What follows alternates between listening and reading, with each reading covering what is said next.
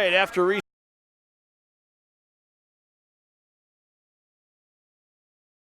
And this is the end of the bracket. So right now in this match, Sun Prairie, who you see in the right lane in the black and red, Sun Prairie lost the opening game to Racine Park. Park coming out of the losers bracket, so Park has to win twice to get to the championship match.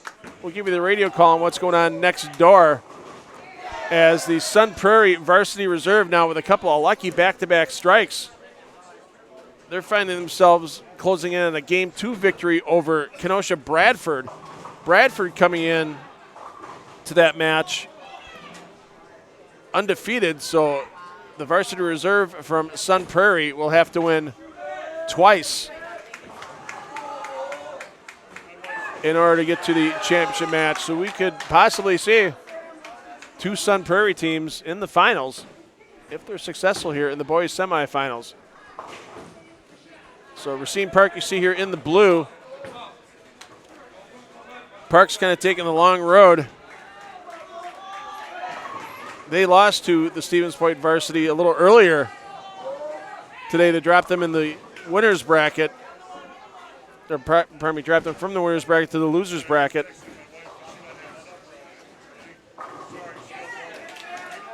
And then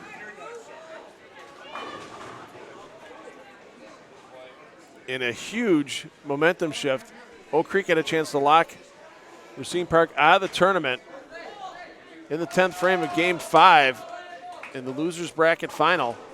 Oak Creek opened, Park struck out to take the victory.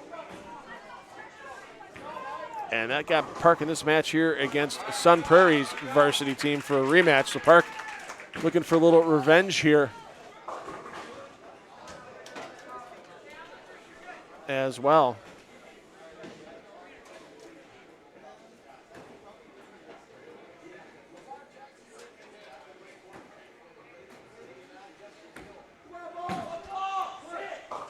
Not happy with that shot for Sun Prairie in the third frame.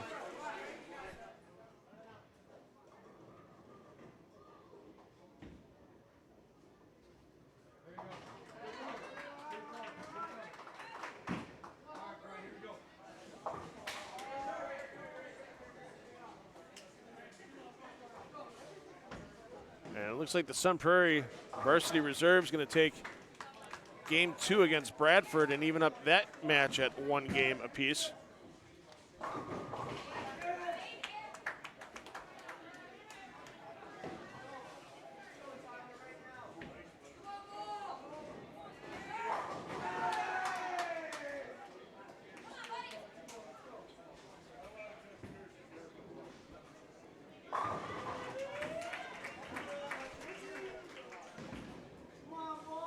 Sun Prairie looking to bounce back. No wall shot. And that's going to keep Game 2 pretty tight. This is official. Sun Prairie varsity reserve over Kenosha Bradford in game number 2.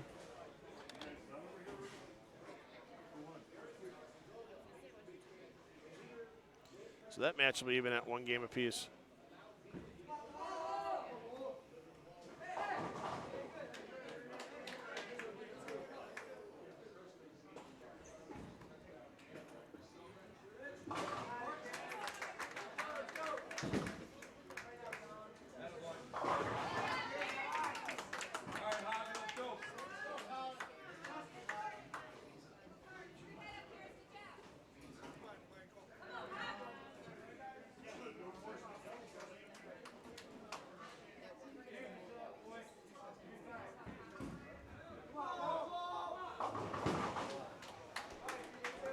And the big 4.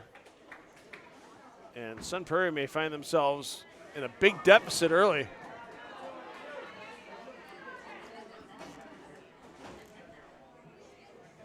They have not been down all day. They were undefeated in the winners bracket. Only had 2 matches before this because they received the bye in the bracket. Took out Oak Creek in round 2 and then took out Racine Park to be the lone team left in the winners bracket in round 4. And now the varsity from Sun Prairie looking at a deep hole. And this is home field advantage right now at Racine Park. Bowls their matches here at Castle Lanes.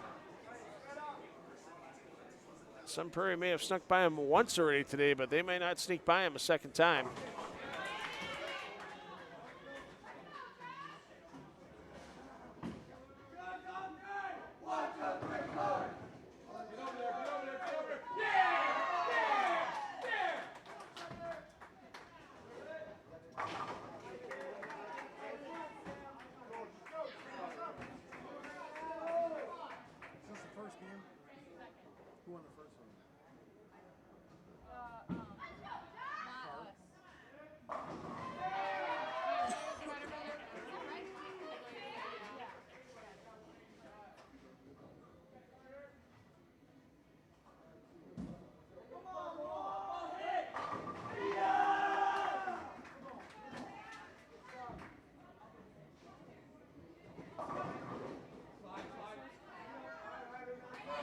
Right now the key for Park, stay clean.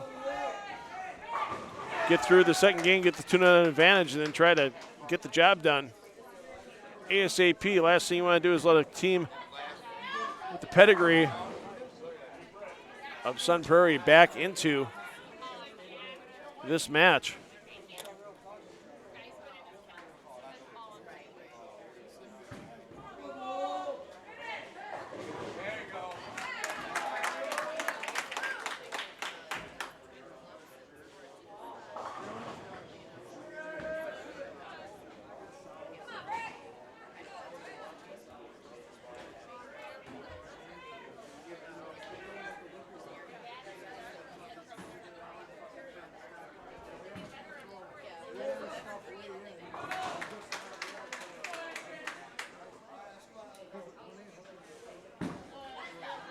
So 187 the maximum now for Sun Prairie on lane 4.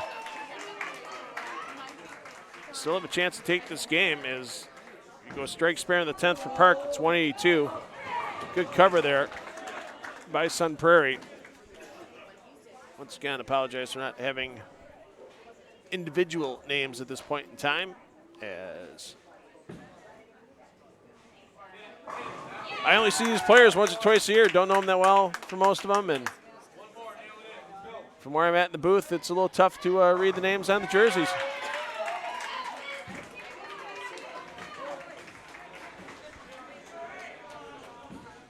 Must strike here for Sun Prairie to have any chance. Slam that 5 into the 7.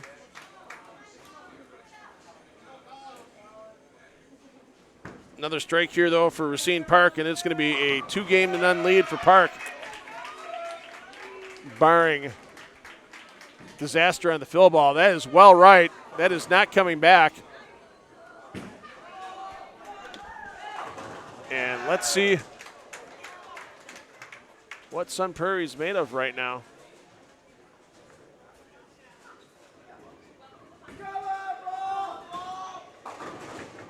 And I believe that was Colin Krejci, pardon me.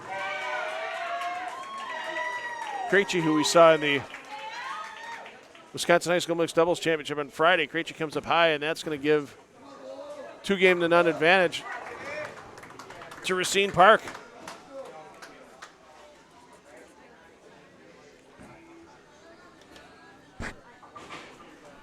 Teams will switch lanes again. We got Kenosha Bradford taking a big lead on the Sun Prairie Varsity Reserve on lanes 1 and 2. In their third game, they're tied at 1 game apiece.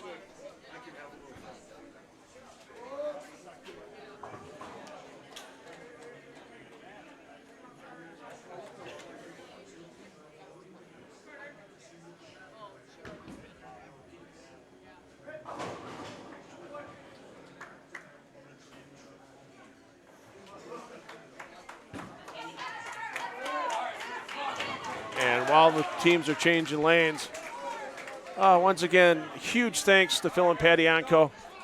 We've had so many youth events here over the years. Love coming down here to Castle Lanes. I remember the first match we ever did down here was before the big remodel. We had McGuanago against Racine Park, and we had all kinds of splits made. One of our first Time Warner Cable Sports Channel shows, and it's been a great relationship ever since. And I'll tell you now, with Alan Blom, now the managing partner as well, this center will be in great hands for many, many years to come. And once again, Phil and Patty, thanks for everything you guys do. The years of support you gave to the Spare Time Bowling Show, it's a shame it's not coming back this year. It just didn't work out for, changes being made at the radio station. And Steve Sparky Pfeiffer, put his heart and soul into that radio show. Every week we were there. It doesn't matter if I was calling in from the road or being able to be in studio, depending on what my schedule was with Flow Bowling and the PBA. I enjoy every moment I had on that show, and hopefully maybe sometime in the future, who knows, maybe it'll make it back. Otherwise, got to give a special shout out to WSSP and especially Steve Sparky Pfeiffer for putting everything together for 8 seasons of the Spare Time Bowling Show, and I was glad to be part of that for over 6.5 with Dwight Albrecht and with Steve Sparky Pfeiffer. Racine Park up in this match 2-1, and they are firing strikes for both teams. Once again, if Park wins this match, they will move over to lanes 1 and 2 for the second elimination, as this is a double elimination finishing off in the bracket play.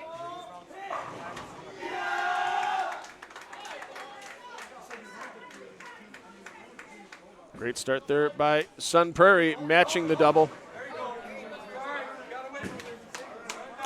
In the match you see over on 1 and 2, Bradford puts up 225 in the third game to take a 2-1 lead against the varsity reserve from Sun Prairie. So the varsity reserve needs to continue to win to stay alive in this tournament.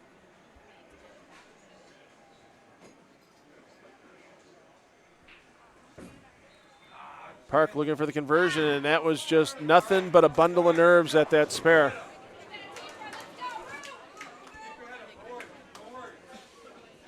You got the 2-0 advantage, but you don't want to let the other team back in it in any way, shape, or form. And a great toss by Sun Prairie. They know how to step on the accelerator when the other team checks up and steps on the brake.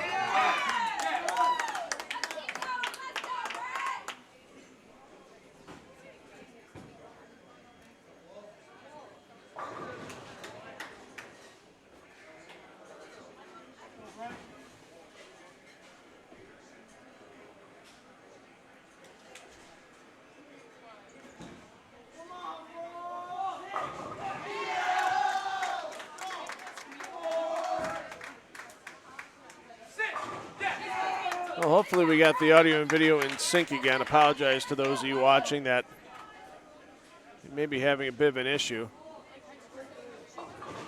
Looks fine on our end here in the booth, but I can't trace it all the way through the internet, unfortunately, and we'll take another look at it if need be.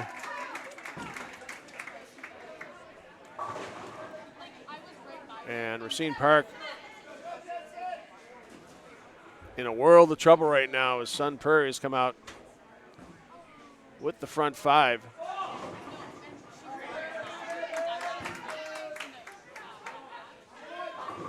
Fires out for Sun Prairie, but the big lead still in play.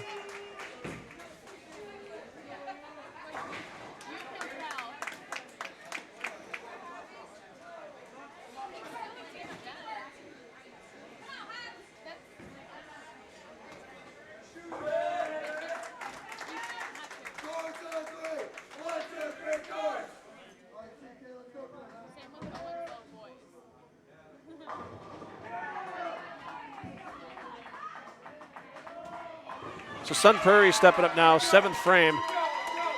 Still a possible 279 with the purchase of the last 6 strikes, ring 10, but still the large lead, and they're going to keep themselves alive. Last thing you want to do is let a team from the losers bracket back into a match, especially because they're riding that momentum of a win. So many times you see those teams hold court all day, and then all of a sudden they get that first loss, and the wheels then come off in the rematch.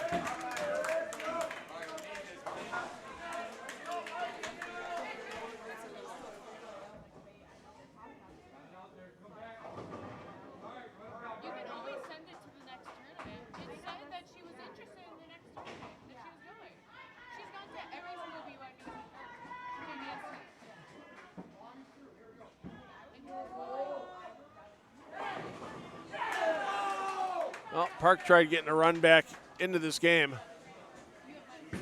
They still had a chance for 242, but that didn't happen as Poli strikes, put another X on the scoreboard for Sun Prairie, and it's looking like they're going to hang tough in this match. Meanwhile, their varsity reserve team you see sitting right next door, down 2-1 against Kenosha Bradford. And Bradford taking an early lead in game 4.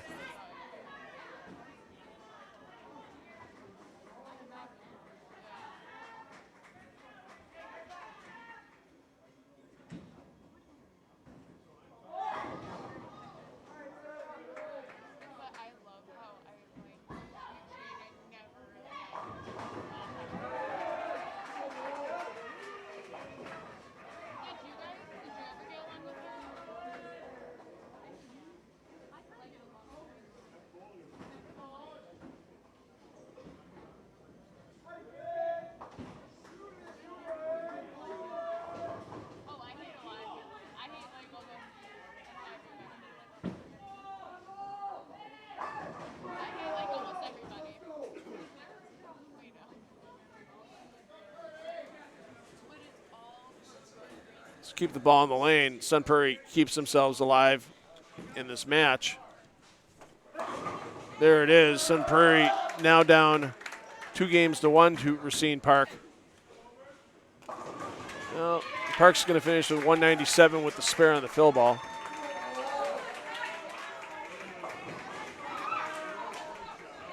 And you see the Sun Prairie varsity reserve in a world of trouble on lane 2. Another split. That's their second in 5 frames.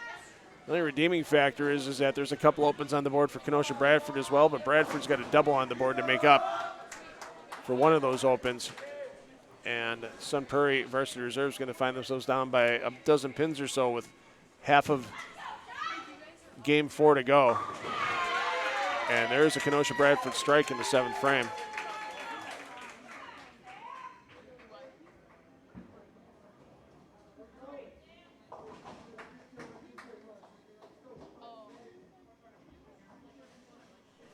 Trying to make some adjustments here on the fly.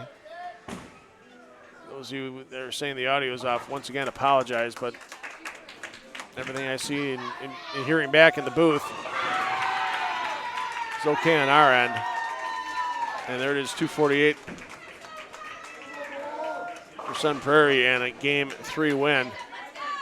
Bradford now just put up a double in the 7th and 8th, and Sun Prairie varsity reserve's tournament life is now on the line. As you see a ball come in play here on lane 1, it may get a foundation frame strike and almost match over for Bradford.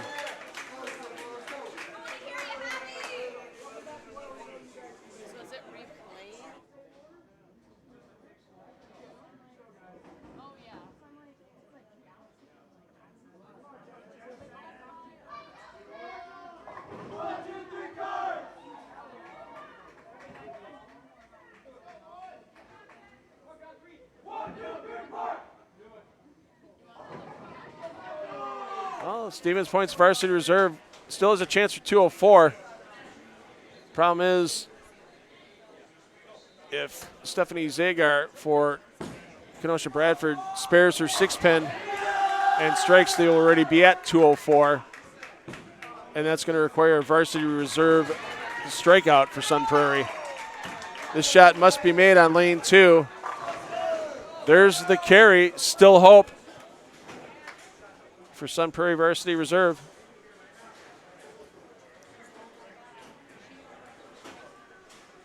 as they just struck in their 8th frame, but they're going to need 3 more strikes for sure on lane 2.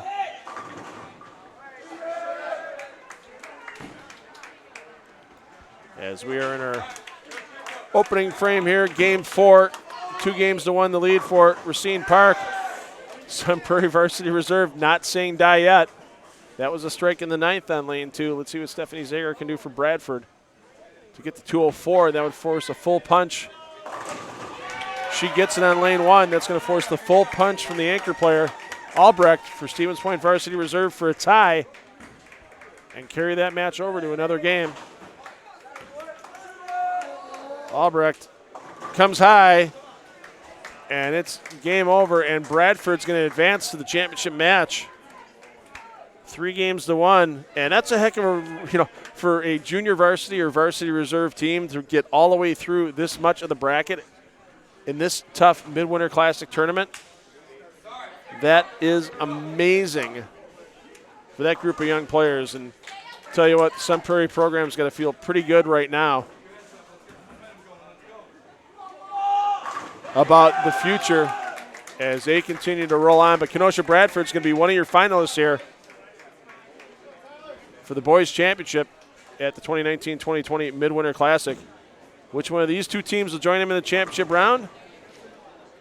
Racine Park up 2 games to 1 in this match.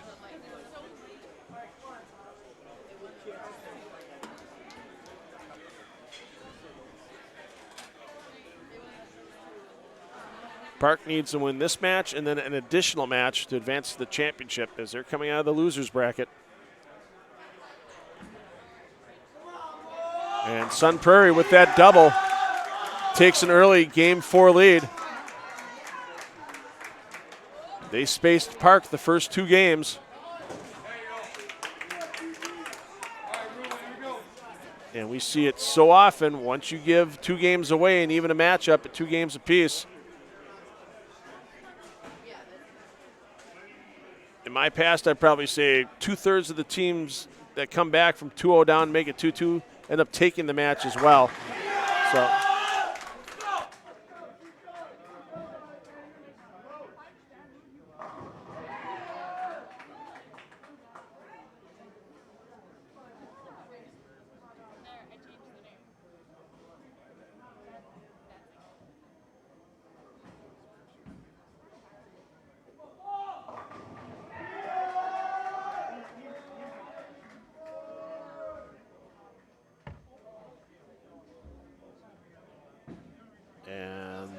the momentum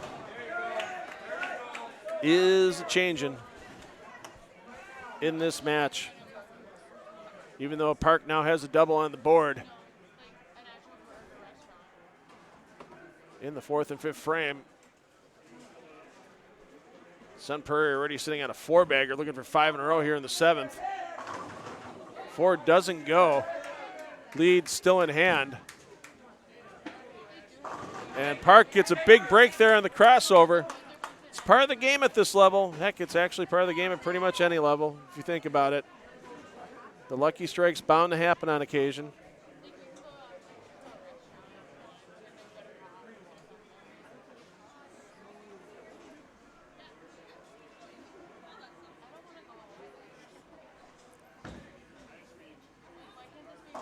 And Park comes high, and that's going to end their momentum streak.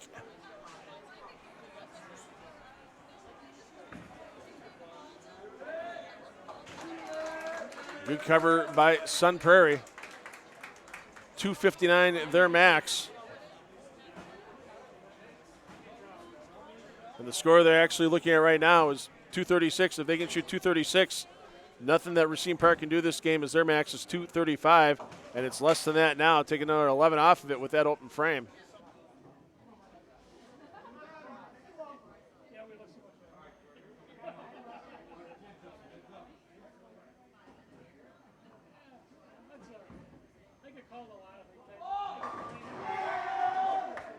All right, Sun Prairie rolling.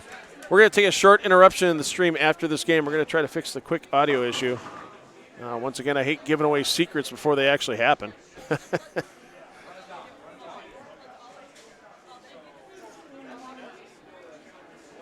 So we'll reset this audio and video once it's done with this game, and if it still fails to happen that way, we'll try to get it out of the archives later on and replace the YouTube stream in the future. Hate to have things jumping like that. Must spare here for Park to have any chance in this game.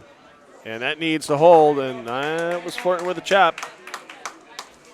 So once again, Kenosha Bradford already sitting, waiting in the wings for the championship match. Who's going to join them? If Sun Prairie wins, they will immediately join them. If Racine Park wins, we'll have another best of 3 or 5 game rematch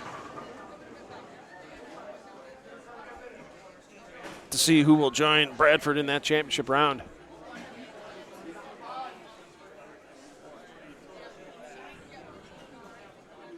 So all we need here, keep the ball in the lane, which Sun Prairie does. We're tied at 2 games apiece, and a third game coming up shortly.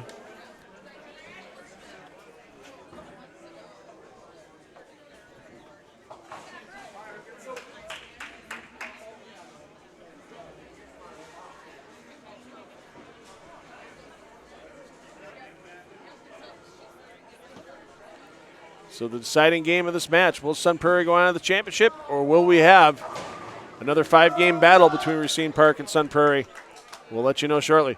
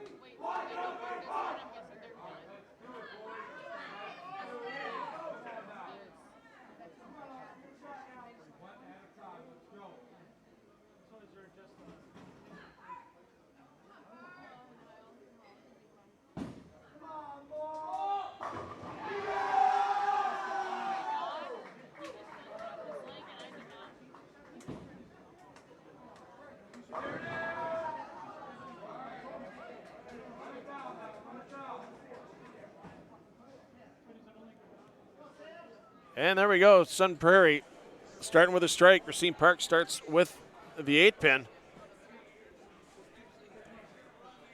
Tied, 2 games apiece. This is game 5. Sun Prairie wins, they go to the championship against Kenosha Bradford, our champions from last year.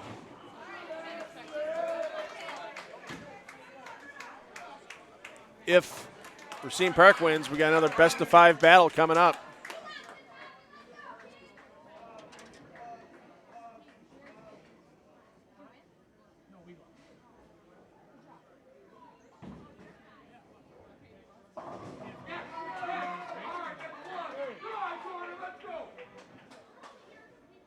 Hopefully we fixed her. Maybe it's because there's that delay.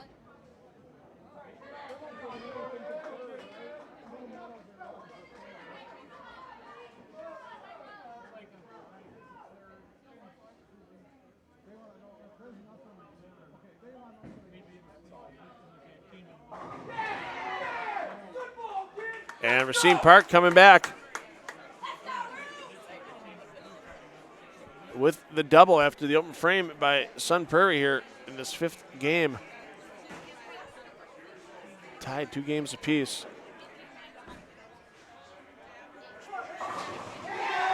Yeah, I don't know why the audio was predicting the future there. Strange things once in a while when we send signals through the internet. Hopefully we've resolved that issue for you.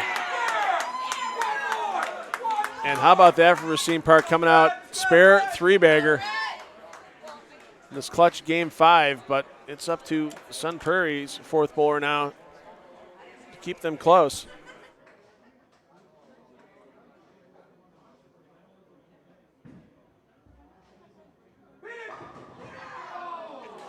That just sucks. What are you going to do? You got to make it, as you just heard.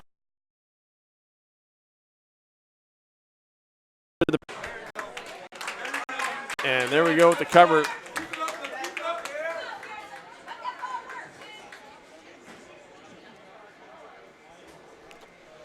For Racine Park.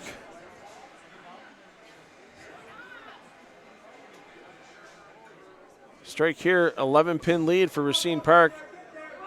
Sun Prairie gets it. Boy, let me tell you, here's where you learn how to be clutch in high school bowling. You just see, that was the bar of soap delivery right there. Even two-handers can do the bar of soap. Just comes off the hand a little quick. Don't get the proper rotation on it. Ball squirts away quickly from you, and now, well, just the 2-pin. Lucky to roll the 8 out for Racine Park. And that one got there. Somebody hollered if it get there, and it got there way too quick for Sun Prairie. Covered by Park. Park's maximum score now, 258. 247 the max for Sun Prairie. The 247's got to start with a spare, and it does.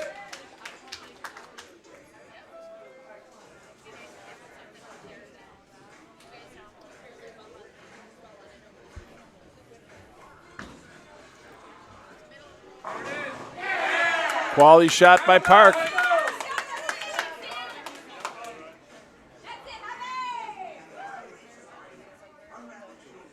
And now it's up to Sun Prairie to answer. And they do. Park can't afford to blink right now. They're only up by 11 pins.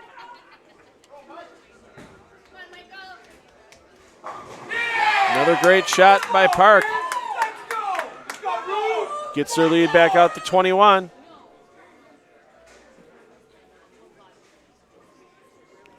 See all the players from Sun Prairie talking things over for a second. I don't necessarily know if I like that strategy because now you've just let Park get up and possibly get another strike on the board before you throw. That needs to hold. And it does.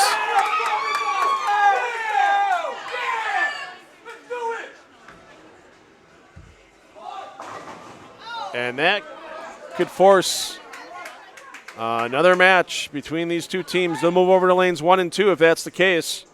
And we'll move the cameras with them.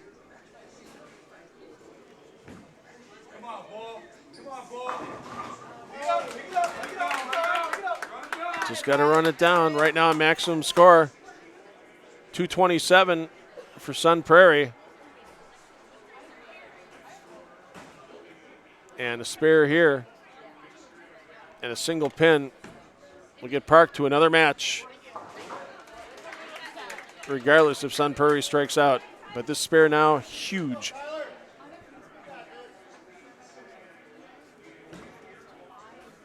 All over it. Stay behind the foul line, and you're getting another chance.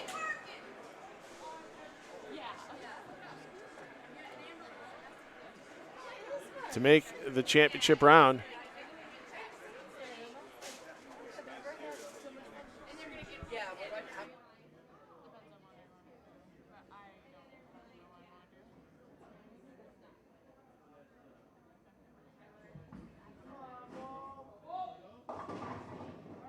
And that's officially over. Don't even need to stay behind the foul line now.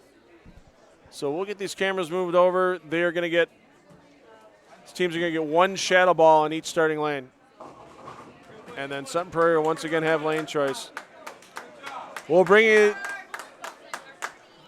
another chance to see who makes the championship match against Kenosha Bradford. Sutton Prairie, Racine Park, well, lanes 1 and 2 next.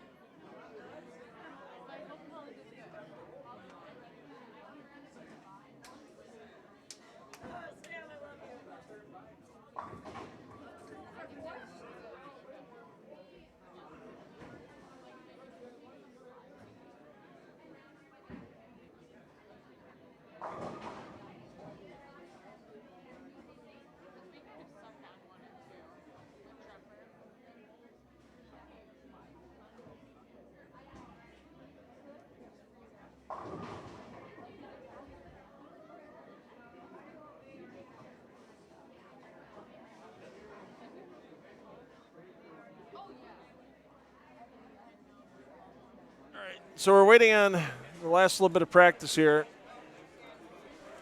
On 1 and 2, that's where we moved Sun Prairie and Racine Park to. Whoever wins this match joins Kenosha Bradford in the championship match. And, of course, we'll be using that Fast 5 format in the championship. 5-frame game. First team to win 3 of those 5-frame games will win the championship round. Sun Prairie will have lane choice in this match. And we should be done with practice momentarily, and we will get you going with scores and all the pertinent information as soon as practice is complete.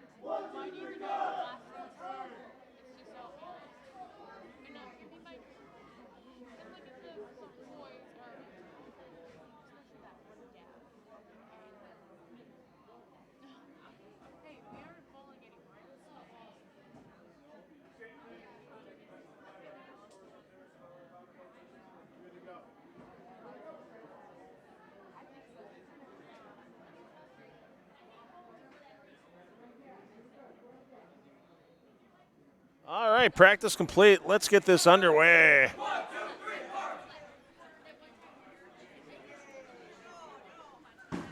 Who's going to join Kenosha Bradford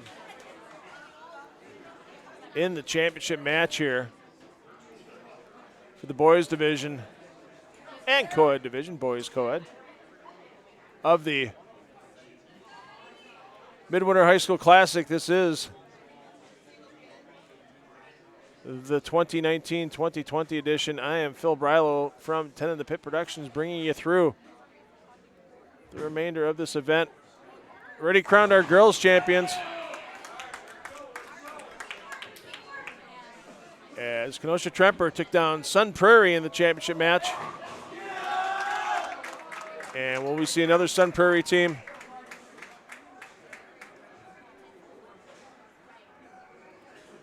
In the boys championship as well, the varsity reserve team gave it their best.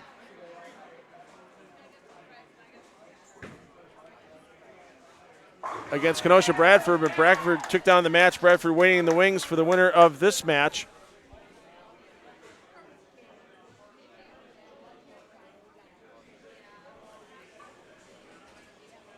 Sun Prairie in the black and red. Starting on lane 2, Racine Park in the blue, starting on lane 1. And Red Chapman, head coach of this Racine Park team. They bowl here. Home center is Castellanes, and talking to Red, if you ask him the best pair in this house, he will tell you it is this pair, 1 and 2. He goes, a lot of people think end pairs in a house, they're not that good. They're always near a wall. Well, there's a pretty large walkway between the outside of the building and lane 1. And even though you see that wall hugging lane 1, it's about 8 feet out where that trophy on the left side is, so you don't have anything really affecting your swing or making 10 pins, anything of that nature. 9 and a wiggle for Sun Prairie.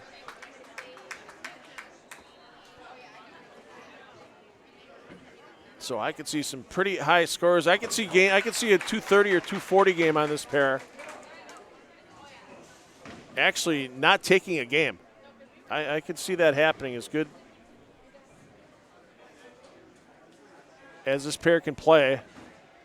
And one thing you got to keep in mind, too, is we had the young ladies on these pairs earlier today. There was only a couple of boys' matches after we moved them down from the high half of the house to let some of the great leagues at Castellanes get in for their league play this evening. And so the ladies break down the lanes differently. You're going to have a little more push. They don't use as aggressive of equipment. They don't use as much flair. And playing a tighter line to the pocket, they really could have set these lanes up somewhat well for the young men taking the 1 and 2. And a big break there for Racine Park, taking down the 6'10", still leaves the 4'7", and that was nothing but excess speed for Sun Prairie.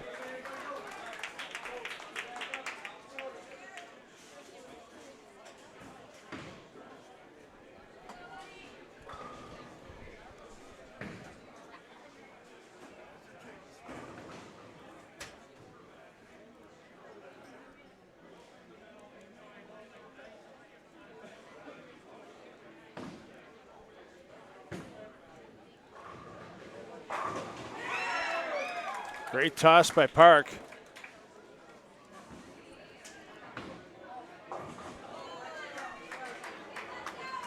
And the open frame. Momentum shift.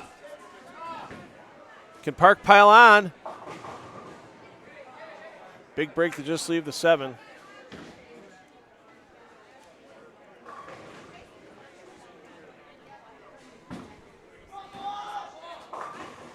And that's going to be a tough one on this condition. I mean, it's not an easy spare in any way, shape, or form with the 9-10. Problem is with the bit dry on the outside, so many kids switch to the polyester ball and just kind of shoot at the 10 pin. They got to make that adjustment.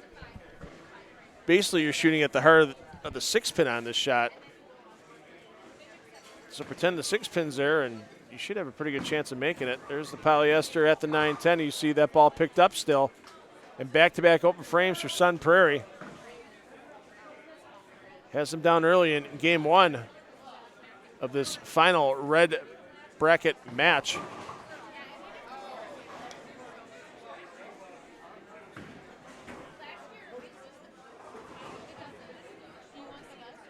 Momentum is a fickle beast in the sport of bowling. And there's a prime example of it right there. Shot gets a little high, 4-7-10. You make a bigger mistake as the opponent, cross over, knock them all down. Almost the cover by Park. But they still find themselves up by 21 pins.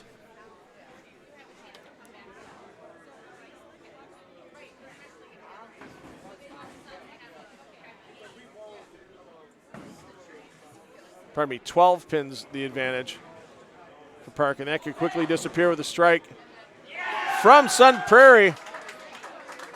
I was going to call that a lazy 5 pin, but just enough to get over, and now maximum score for Racine Park, 215, max score for Sun Prairie, 234. the lead now in Sun Prairie's court. Hey, let's return the favor on the crossover. We can do it just as well as you. And now let's see what we get for a foundation frame strike out of Sun Prairie. As a strike here keeps them in the lead. And they can't get shut out by Park in the 10th frame. Anything less than a strike here, and there's a chance for Park to take the game before Sun Prairie can step up again, and there's that 10 pin. So now max score for Sun Prairie with the conversion in the 9th and the punch in the 10th. It's 213. There's the first one for Park, one more in 9. Park will take game 1.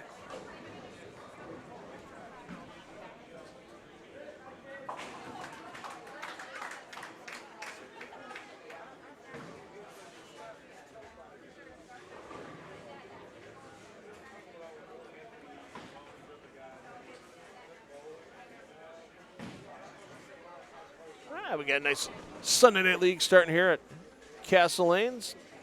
Got about 10 teams going. There's another league that usually takes up the half the house we're bowling on right now is the punch. First ball of the 10th for Sun Prairie, never say die. Huge shot here for Racine Park. Strike forces the match from Sun Prairie. 6 does the job on the 10. And now Sun Prairie must answer to keep the pressure on. I know there's some players coming in tonight from the Have-A-Ball League they have that's off this week. I'm sure some of the players are going to maybe try that new ball they got if they had it drilled here at Bowler's Choice Pro Shop. Lenny Borsch Jr., PBA Tour champion. How about that? The backdoor strike now forces a 9 count from Racine Park to take the win. 8 or less could be a tie or loss for Racine Park. There's not much a lot of people here haven't seen in the sport of bowling. And that backdoor strike, you may only see 3 or 4 of those a year, but you never saw one come more at a more opportune time for Sun Prairie than right there. Much better on the fill shot. And now it's up to the anchor bowler from Racine Park. 9 is a win. 8, they'll split the game. 7 or less is an L.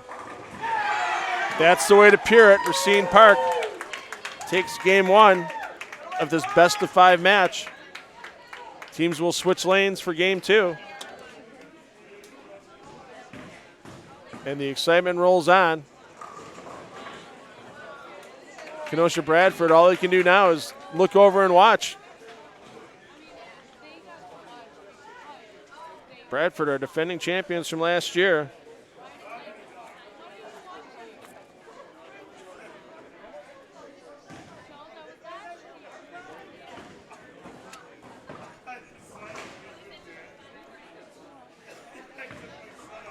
Coaches talking things over with their teams and getting ready for game 2. Here's Racine Park. Starts with the X. We've seen it so many times. Some teams can dominate all day. Sun Prairie was doing just that. Our leading qualifiers rolled through 2 matches to get to this matchup against Racine Park. Park had to bowl 4 matches before facing off against Sun Prairie.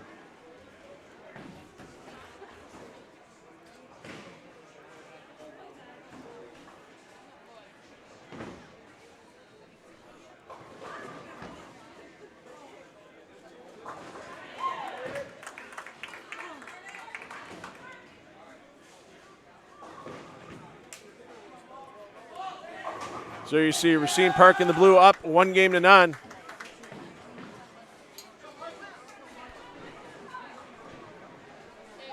With that double, Sun Prairie early lead in game number 2. Once again, with the rules of this Midwinter Classic, higher seeded team has lane choice to start the match. They alternate lanes through the first 4 games of a match. But then, if it comes down to the 5th and deciding game, the team that's higher seeded, in this case Sun Prairie, would have lane choice for that 5th and final game. So they can either choose to stay in the same lane that they were on in game 4 or do the normal lane movement to the other lane on the pair in game 5. So some advantage given to the higher seed in each match. Park trying to hang close here in game 2. But Sun Prairie looking for the opening 4 strikes.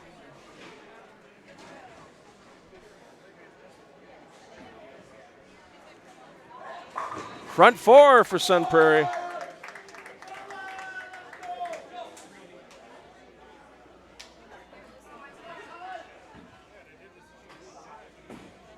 And that one crawls high for the number 5 player on Park.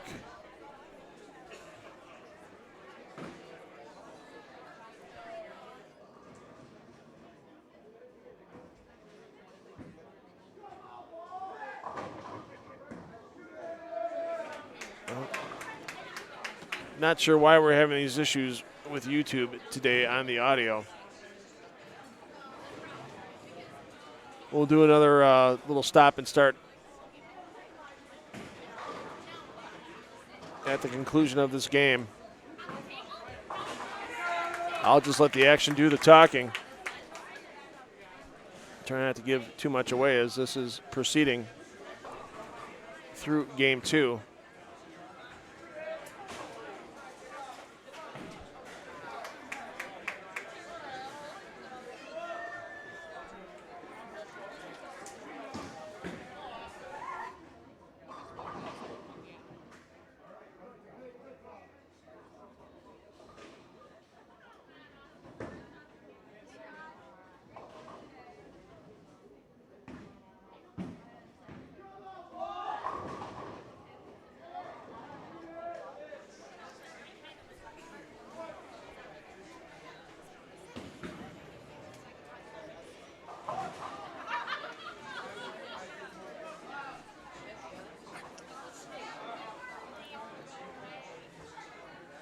Well, there, the open frame from Park. That may give a big advantage to Sun Prairie.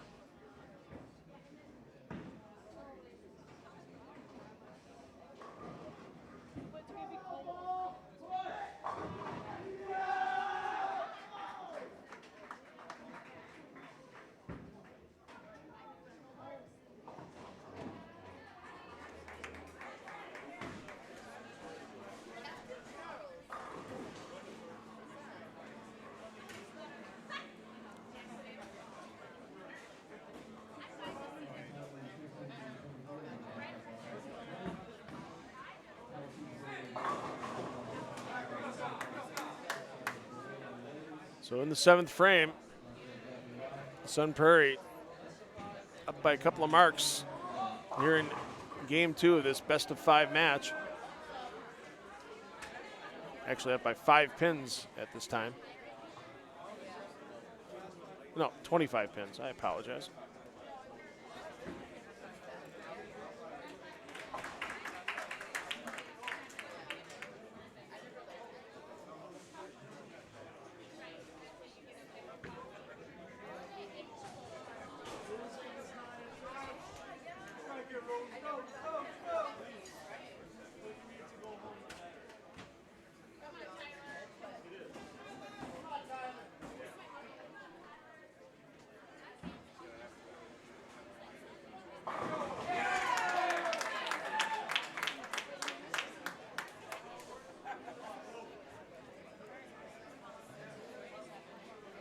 Well, that strike there can give Racine Park a little hope in this match.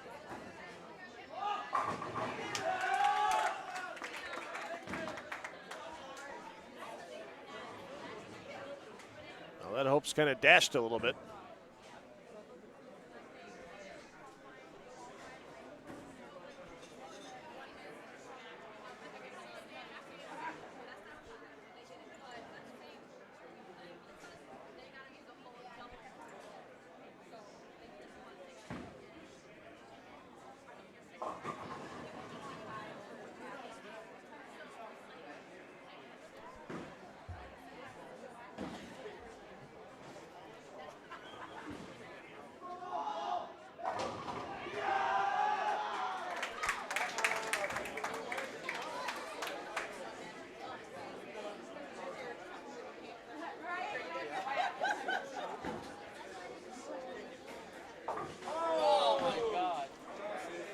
And we're going to be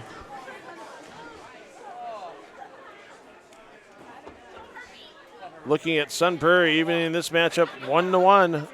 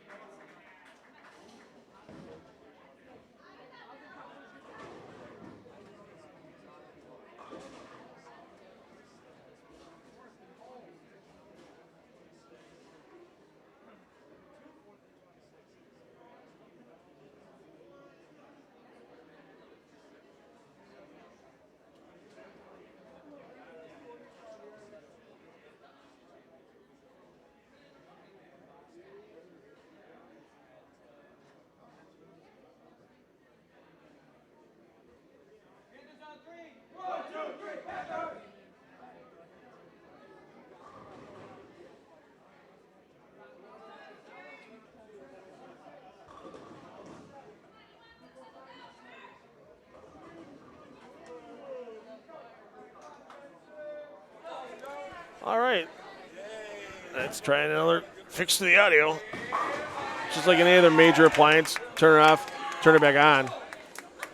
Everything seems to work. Let's see if it's happening this time here in Game 3. Sun Prairie on the right lane, lane 2, just even it up at 1 game apiece against Racine Park. Both teams starting with strikes here in Game 3. Winner of this match will be battling Kenosha Bradford in that Fast 5 format, best 3 of 5 Fast 5 games, to decide our boys co-ed champion for this 2019-2020 Midwinter Championship. All right, the guys need to come up with something more. The girls, they have all the great cheers with the stuff going on. Every guy's thing is, yeah! Except for that. No yeah on a 6-pin. Come on, guys, be creative. There's got to be something out there they can do.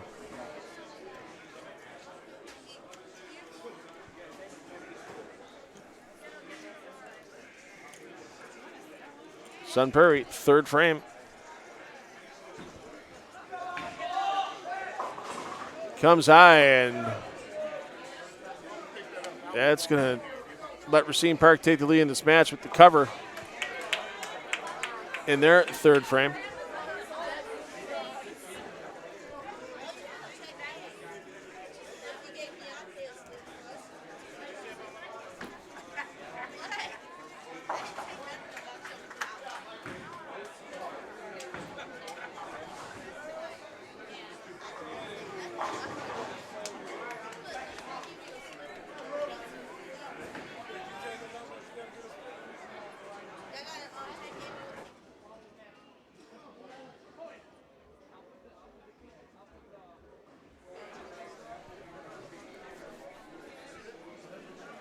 So Sun Prairie talking things over here before their number 4 player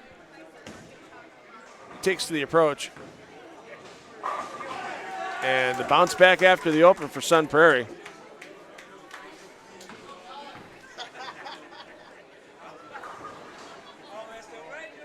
gets them right back in this game.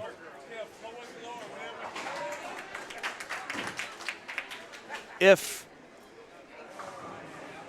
Sun Prairie can double here in frame 5, they will be right within just a couple of pins of Racine Park. There it is, the double.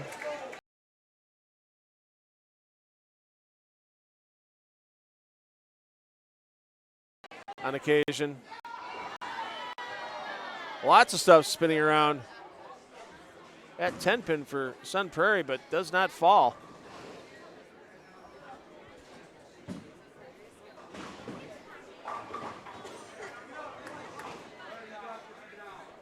Is it fair against high school players to do the old hold your hand in the air? I mean, I guess I'm the only one. I'm the only guy in here that's mean.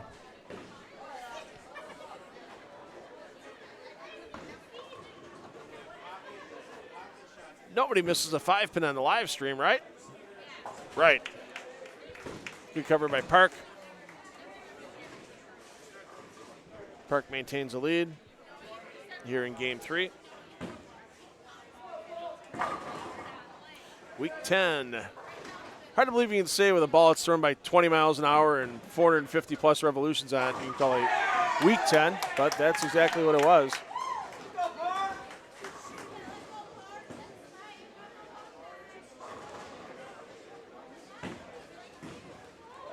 And hooks away, and this is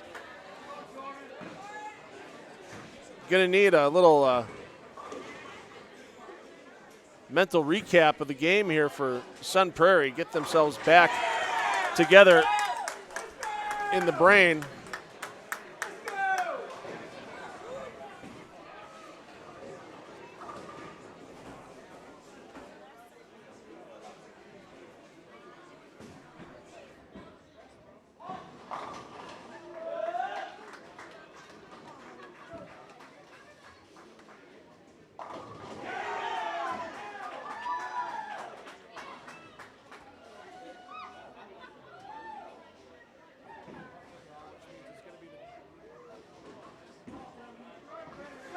Well, it looks like Racine Park's going to lock up game 3 here. They'll just need to take one more game to advance to the championship match against Kenosha Bradford.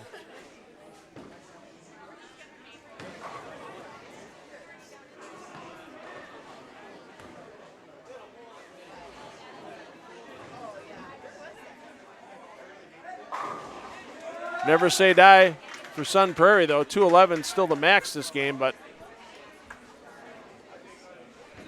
that would take like a 4 through the heart here. No, that's 7. That's enough. That's 212, even with a miss.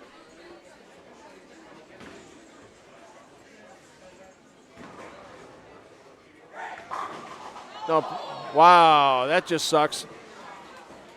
Oh, that's officially Racine Park now, thanks to my flow bowling math I did there. They would have needed 2 pins for Racine Park to lock up the game if they would have had the punch out.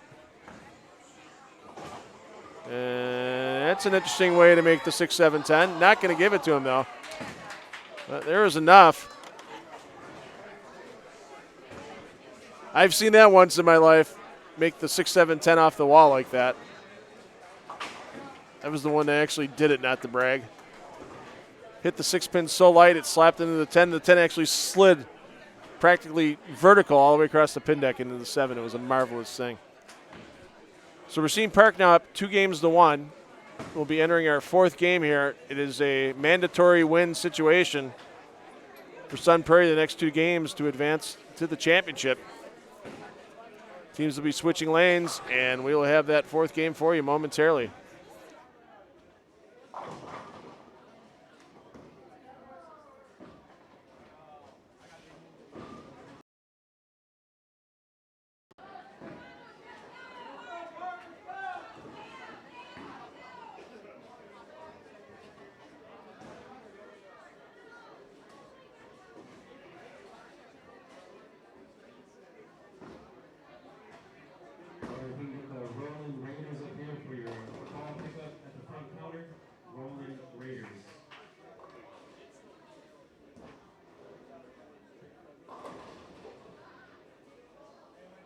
Waiting for the coaches to get done talking to their teams here.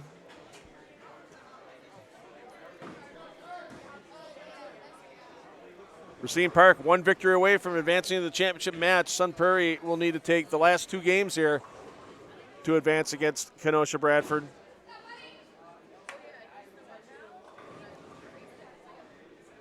And Racine Park starting to fire things off here in game 2. The match in the first frame by Sun Prairie.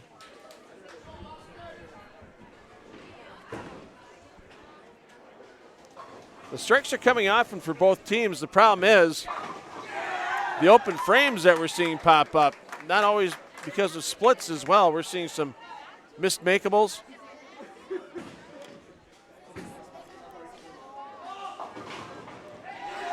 How about that for a trip for Sun Prairie, taking the 4 down late.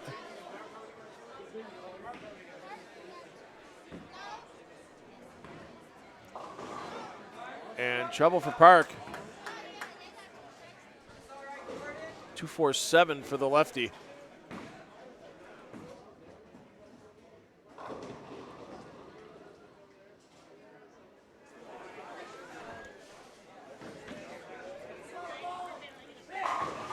Great toss by Sun Prairie.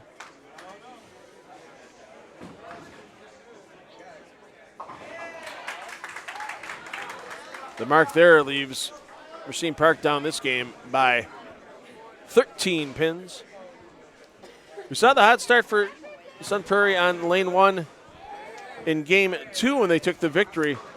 Once again, if Sun Prairie takes this game to stay alive, they have the option to stay on that left lane for game 5, the deciding game as the higher seed. Thing is, you got to get through game 4, and this is no easy task for a player at this time with the 2-7, even for a righty. Well, there's baby splits everywhere. You get a baby, and you get a baby, and you get a baby. Well, let's not get carried away here.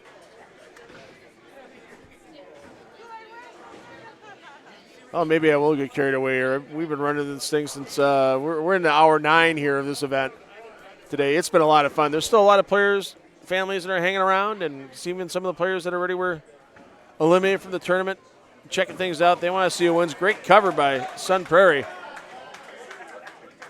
on the 2-7 to keep his team in the lead, and that's the issue. Sometimes they're using resin at that baby split.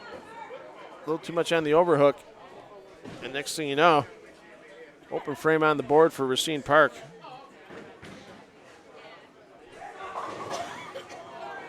Something came out of the back, took the 9 down for Sun Prairie.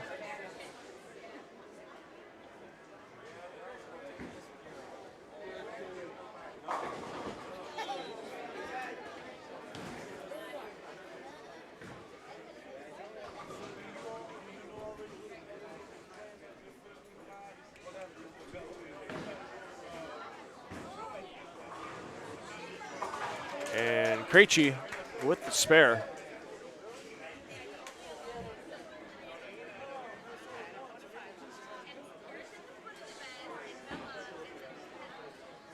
Park in trouble now. And this is starting to look like we're going to go to a game 5 again. This time it's Sun Prairie on the comeback trail to force a 5th and deciding game. Week 10 for Racine Park.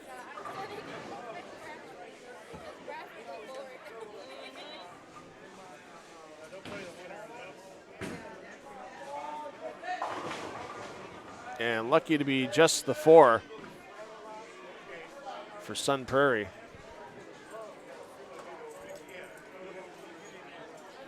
Don't forget, PBA Tour on Flow Bowling starts January 15th. If you're not a subscriber to Flow Bowling and you want a little more $2 fill in your ear hole, it's the only way you're going to get it for a few months on Flow Bowling.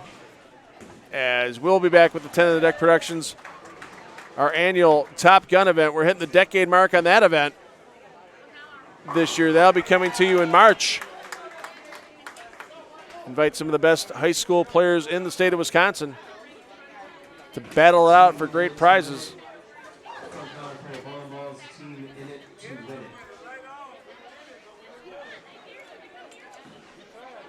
And great sponsors we have like H5G Brands, helping us out with some of the great prizes we award for events throughout our high school tournament season. And Sun Prairie back striking, keeping things clean this game. And it'll be interesting to see if Sun Prairie decides to stay on that left lane. If I was the coach, I'd definitely say yes. I have the chance to do it. I'd stay. You see how Racine Park's struggling. Sure, some of it may just be on the mental aspect of playing the lanes for Racine Park right now and just making some errant shots, but when you got a lane that's helping your team keep the swing a little bit looser, you want to keep your team on it.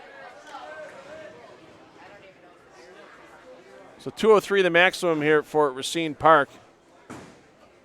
And that's not going to happen. And we are going, again, to a match 5, game 5 in a match. Winner of that next game will advance against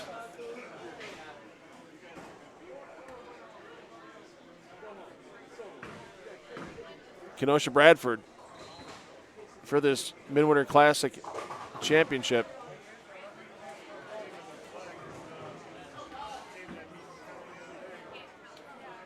Even with the spare, Sun Prairie just needs to keep the ball in the lane, so I'm going to make it official before it's official. There it is, 2 games apiece.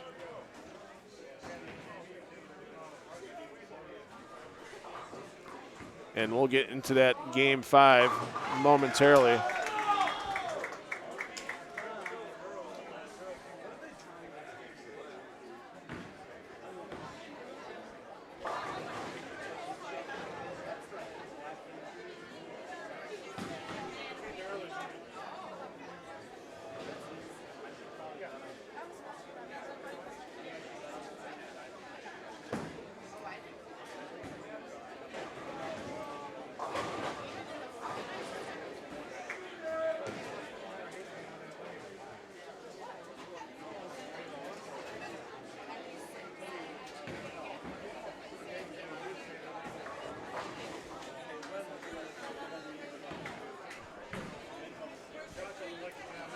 Game 5, the decider coming up next.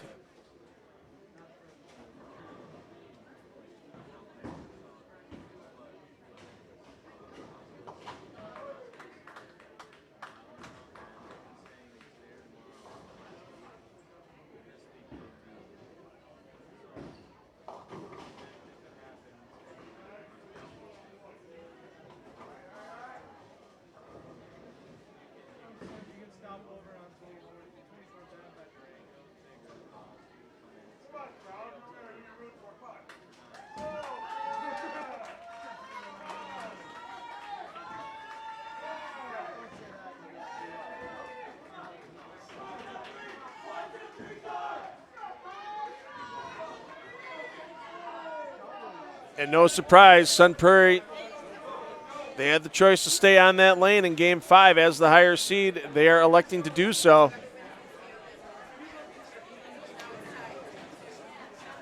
And Sun Prairie trying to fire right away, and unfortunately, there's your split on the board early.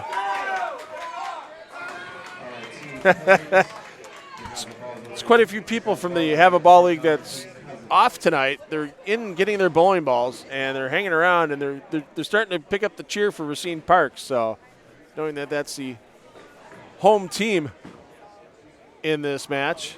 That one hooks early, but it's a makeable.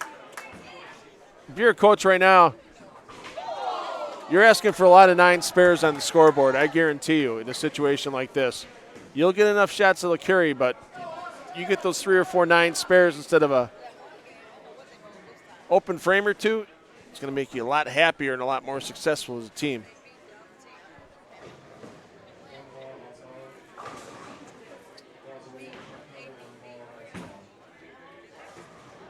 And that hooks up early on Sun Prairie. And that decision's starting to look like it may backfire. Spare for Racine Park. Early advantage to the Panthers.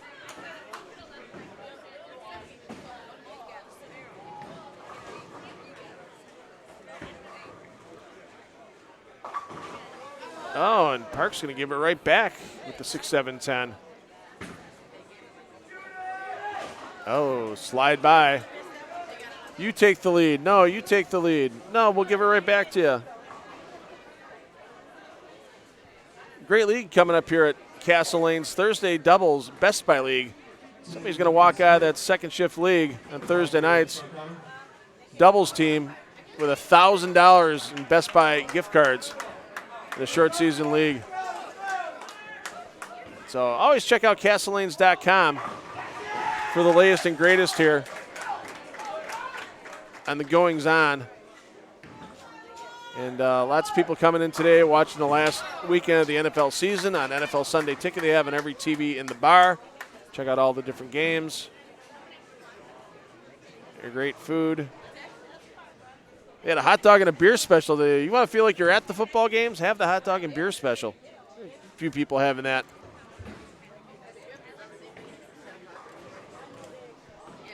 In the lounge as well here at Castle. To get Sun Prairie close to even in the game.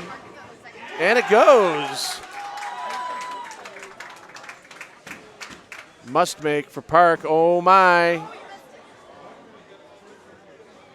The mental tension when you try to make too good of a shot when all you want to do is just ease it off your hand. We've all been there. And now advantage by 13 pins to Sun Prairie.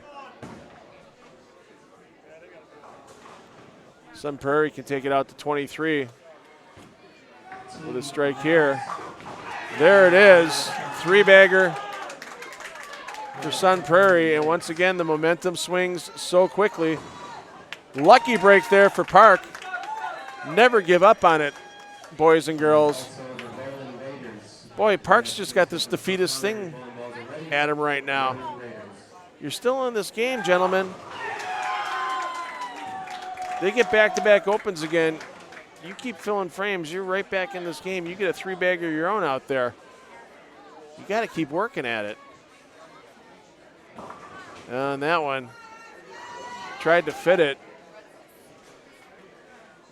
And you hate to say the wheels have spun off. But here comes Sun Prairie, foot on the accelerator. 0 to 60 in no time flat. And it's starting to look like Sun Prairie is going to make their way to the championship match, and that is not going to help the Park cause in any way, shape, or form.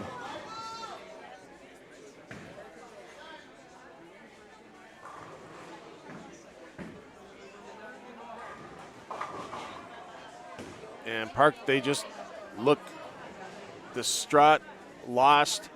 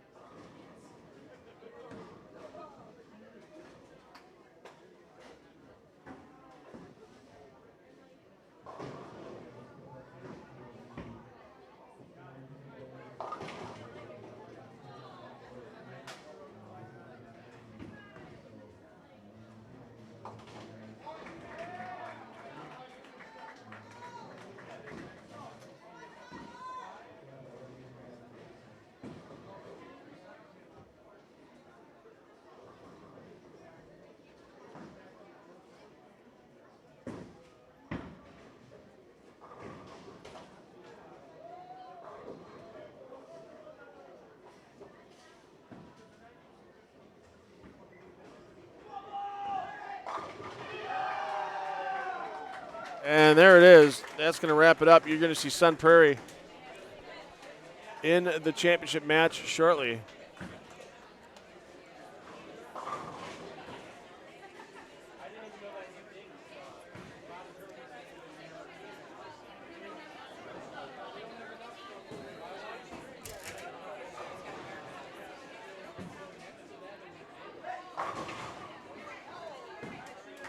And there we go. Up next, Sun Prairie, Kenosha, Bradford. They're going to get about 10 minutes of practice before they get started. And we will bring in that Fast Five, best 3 of 5 Fast Five match after practice is complete.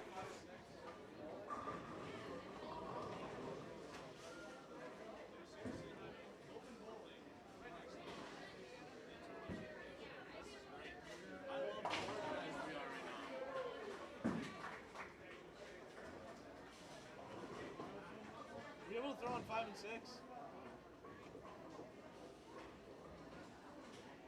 Okay, good talk. They're gonna throw Poli right next to him.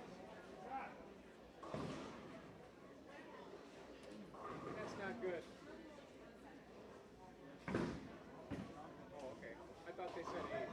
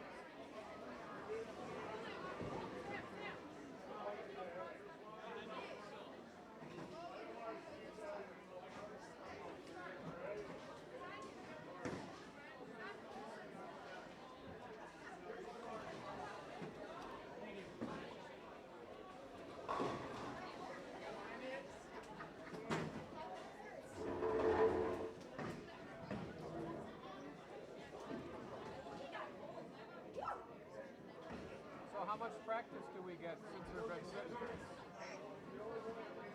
Okay.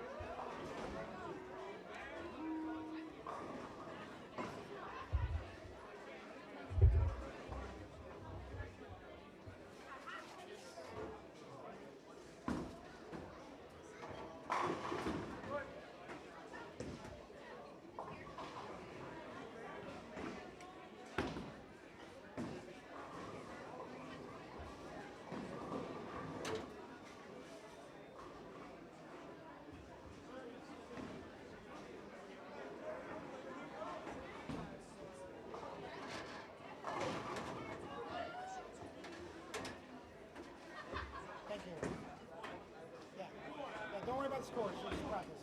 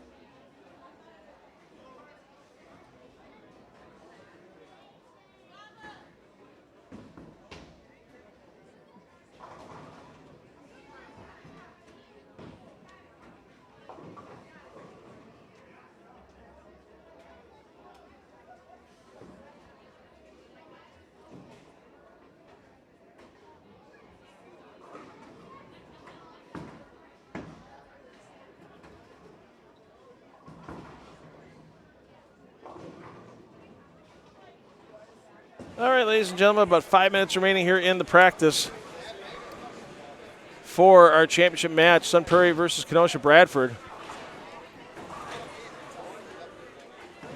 Sun Prairie in the mostly black with white and red on the shoulders. Bradford, the big B on the back, defining the Demons for you during, once again, the Fast 5 format for the finals. Just a 5-frame game, maximum score 150. 5th frame like the 10th frame of a regular game. And the first team to win 3 of those games will be our champion here at Castle Lanes in the 11th annual Midwinter High School Classic.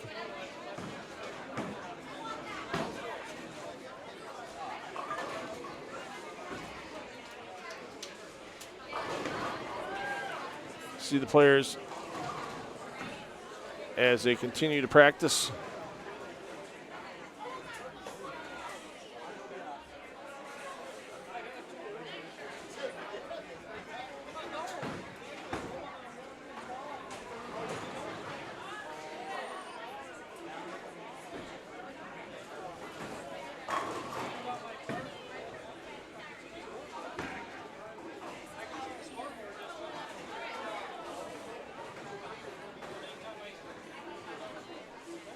So about 3 more minutes and we'll get you underway with our Boys Championship 2019-2020 Midwinter High School Classic.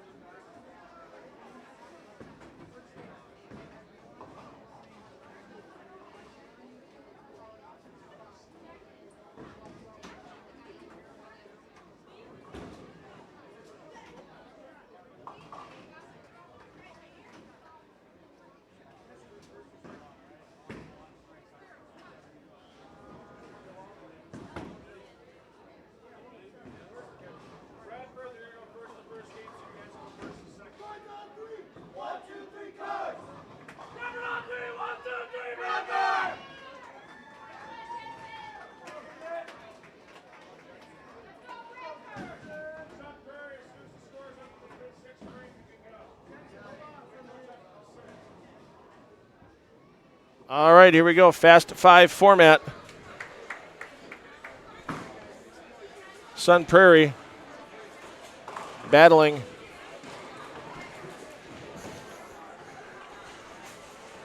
Kenosha Bradford.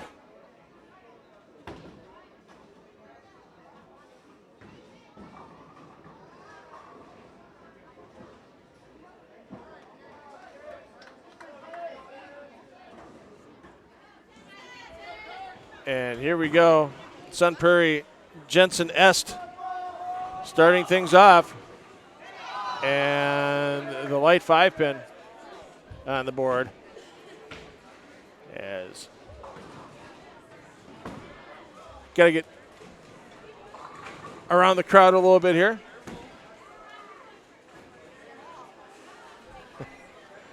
Crowded settee area.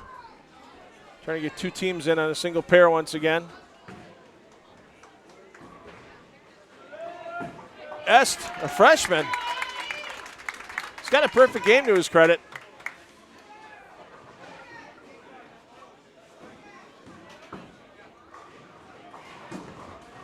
And now leading off for Kenosha Bradford, Abby Smith. Smith we saw make a nice run into the semifinals at the Wisconsin Mixed Doubles Championship.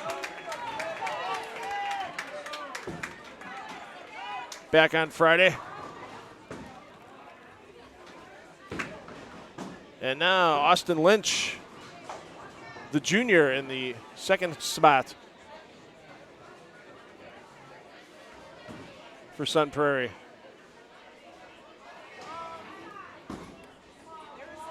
Whoop, and he gets them all to go.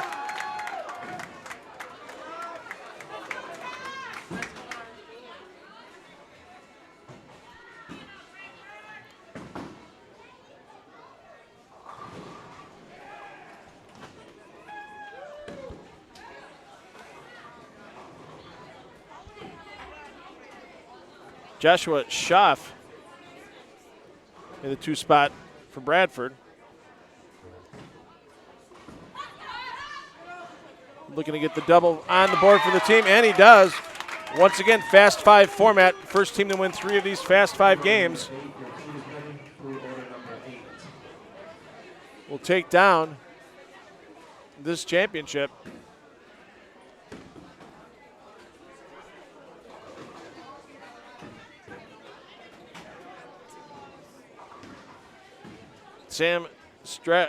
Austin Lynch threw in the second for Sun Prairie. Michael Poli throwing in the third. Poli, quality toss comes high, and the big 4.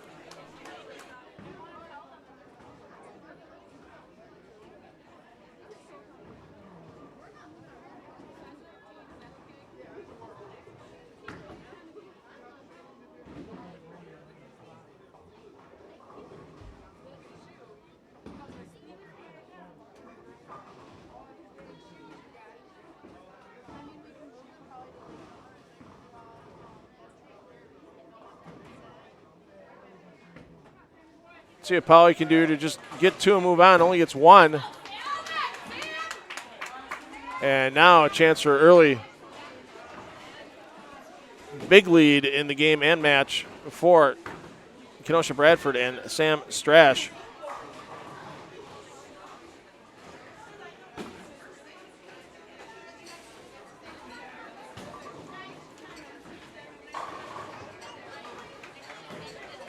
Strash, a senior, has a 300 game to his credit and a high of 838.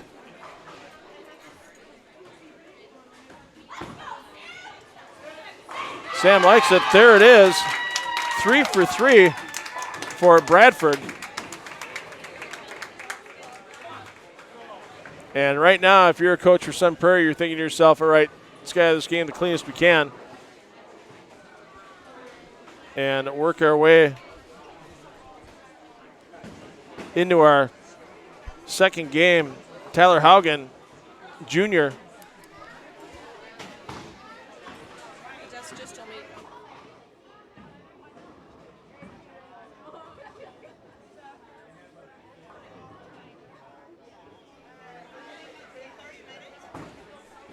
Haugen a 3-hitter game to his credit. And a strike on his shot. But this one we know pretty much done.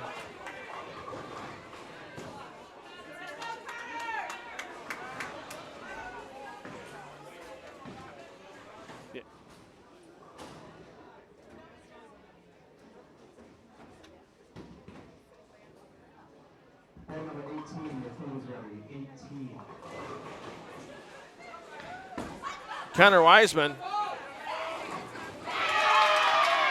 keeping the bid for the Fast Five perfection here for Kenosha Bradford. And Colin Krejci looking to finish things off here for Sun Prairie and get into the second game. And Krejci gets that one to sit nicely. And it looks like we're going to see a sub with Sam Chapman. So the only time you're really able to sub during this Fast Five format is in the 10th frame. Chapman, a senior at Sun Prairie. High game at 269. High series 721. Loves to golf. He's not in the lanes. Hey, it's been warm enough to golf here in Wisconsin lately. So Chapman will polish off the 10th frame for Sun Prairie. But then, hey, here's a little bit of excitement, a chance for Fast Five perfection for Kenosha Bradford.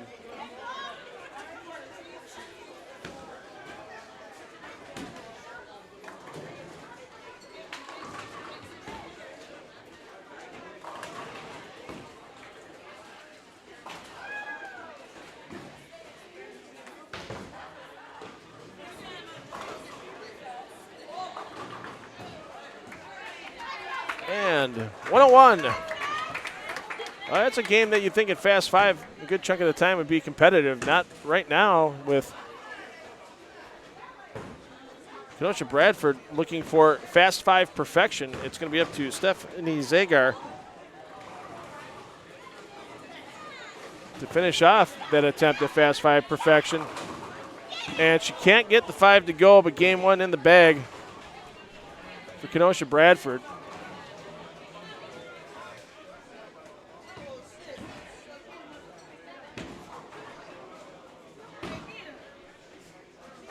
And they will take a 1-0 lead in this best of 5 against Sun Prairie.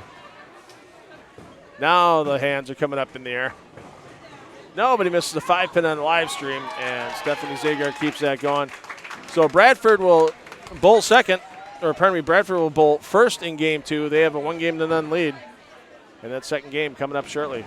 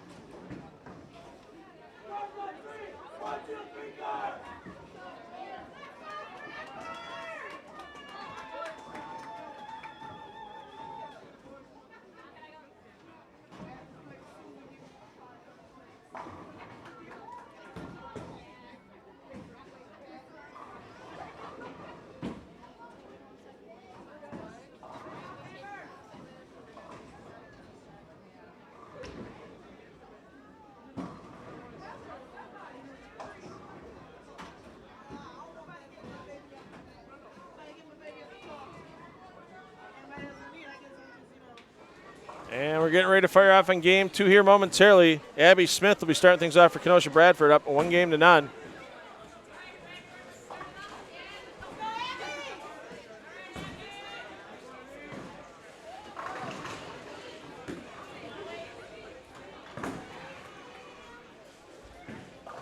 Smith, high game 267, high series 681. He's only been bowling for 4 years.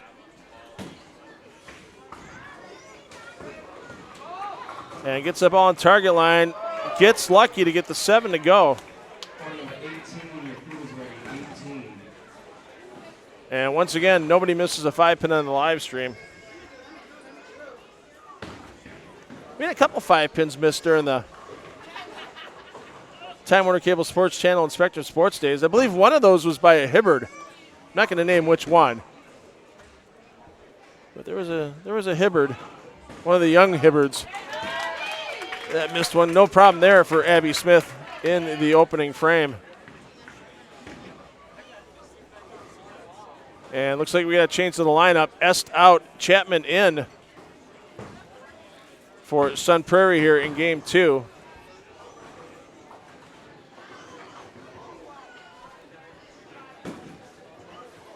Want to thank John and Cher Bruning for all their help with bowling he has at Prairie Lanes in Sun Prairie. Great start there.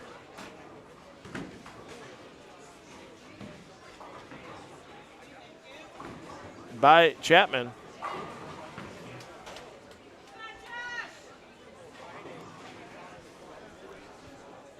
On to Joshua Schaaf for Bradford.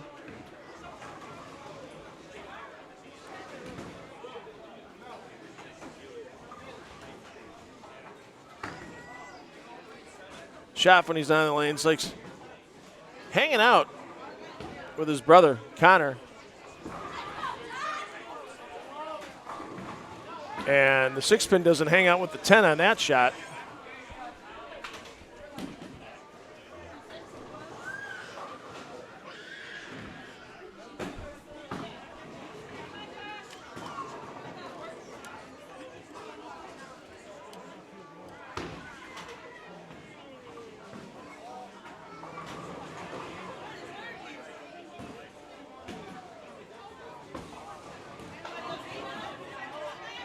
And just falls off for Schaaf. And now Sun Prairie with the chance to take a big lead here in game 2.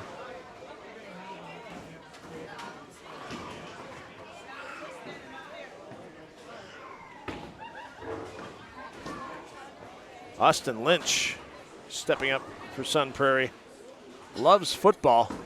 And the two-hander likes strapping it up, gets the 4 to go, 9 falls late.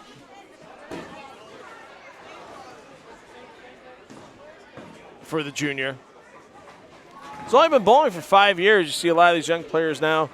We even saw one for Indian Trail Academy on the girl side going with the two-handed stylings immediately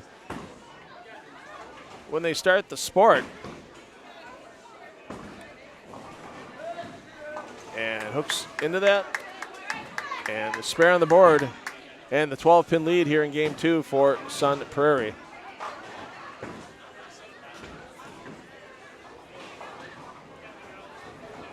Sam Strash in the 3 spot for Bradford.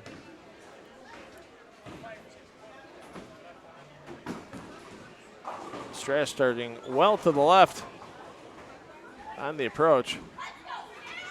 Fires it up nicely. 4 goes, 9 stays, and we're starting to see these back ends get a little tricky on the players.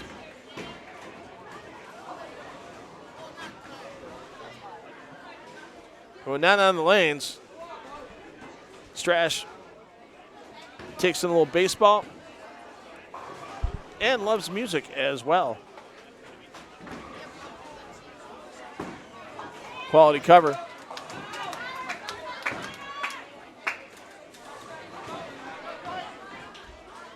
And now we should have Poli up, and we do for Sun Prairie in their half of this 3rd frame of the 5-frame game.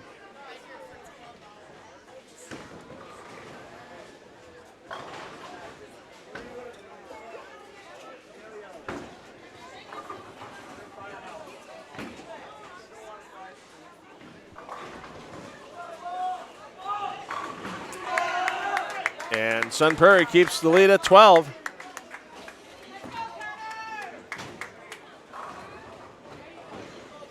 And could stretch it. with another strike in their fourth fast five frame.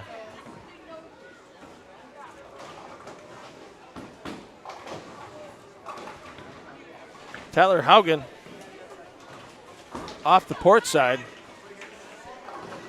I'm sorry, that's Connor Wiseman for Bradford. Bradford, their fourth player. And it's starting to look like we're going to get back to even at 1 game apiece.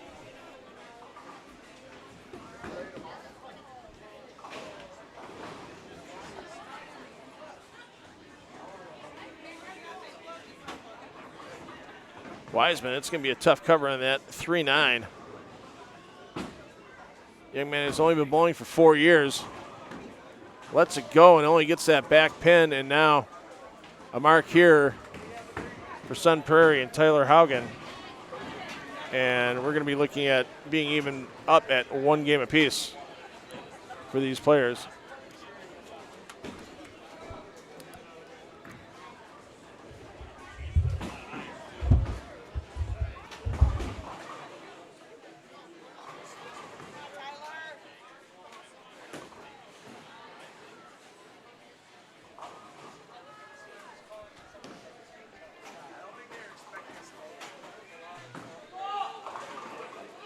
And lucky to get 9 on that light splasher. But a mark here will take care of things. Most likely in game 2, barring total disaster for Sun Prairie.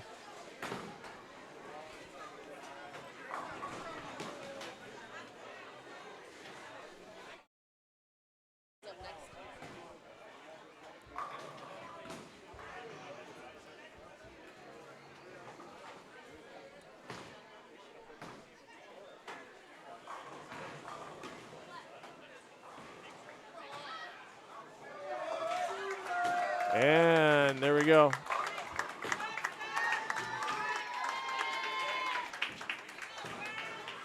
Solid count, regardless of what Zagar does here for Bradford. Solid count by Krejci in the final frame. We'll even this matchup at 1 game apiece. And with the week 10, just keep it on the lane for Krejci, and we're going to be even at 1-1.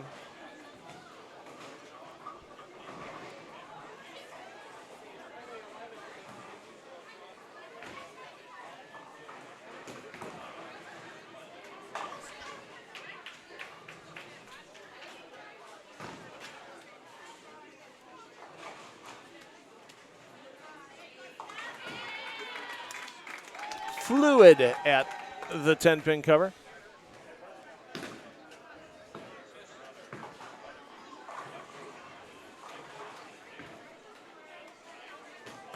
And now on the fill ball, substitution, Max Strash, freshman from Bradford, throwing the fill ball, getting an appearance in.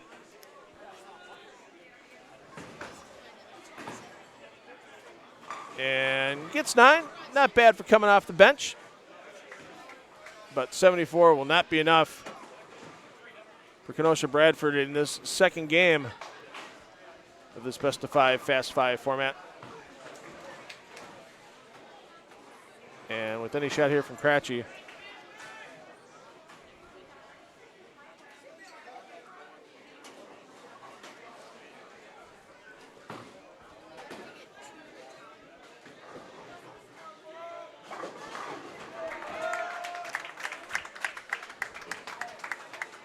and there it is. We're going to be even at 1 game apiece.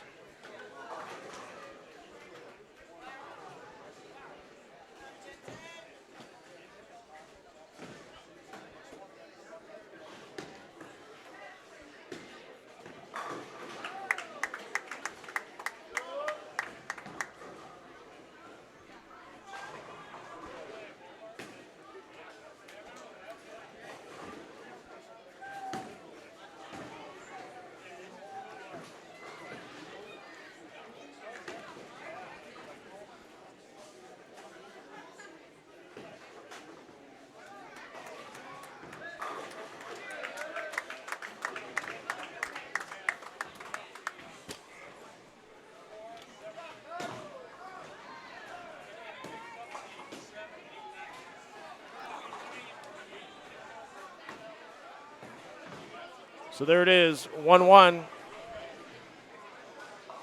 And we'll have Sun Prairie kicking things off here in game 3 momentarily.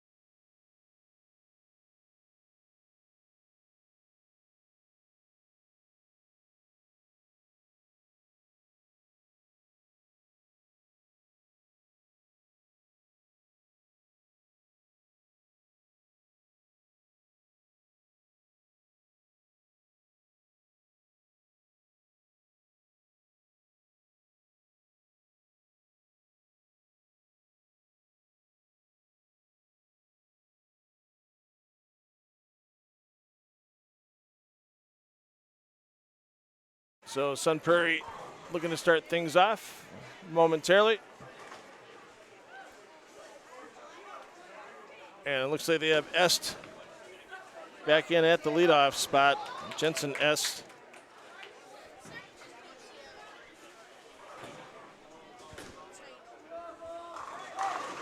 And 9-pin left.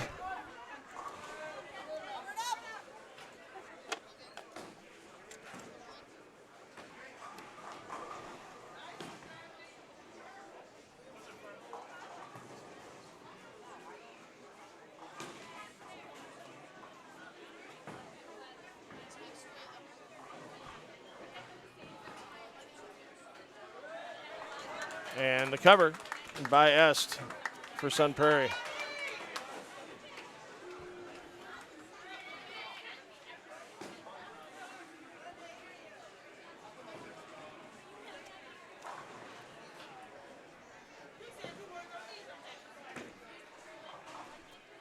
Abby Smith for Bradford. Can't get the 10 to go.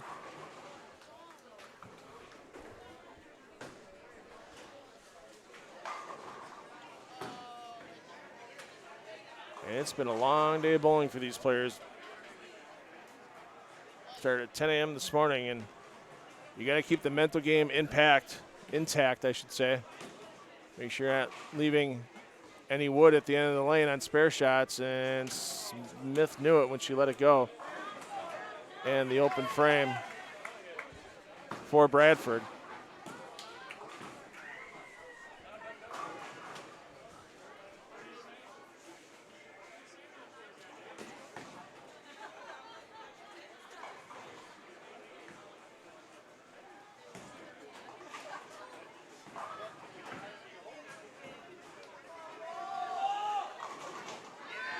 Good carry there by Lynch. And an early 11-pin lead here in game 3 for Sun Prairie.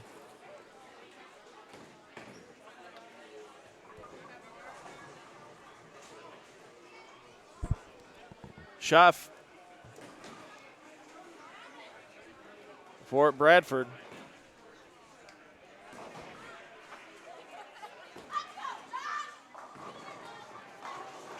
And that one was DOA. Roll out of full for Schaaf. And Bradford's going to fall behind early here in game 3.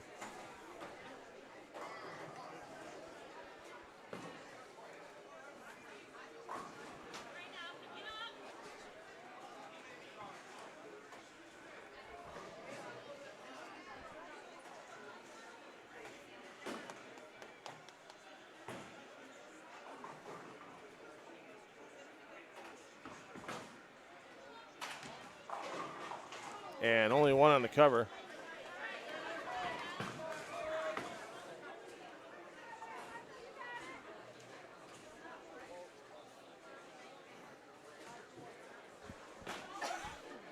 And a big lead can open here if Poli put up a strike.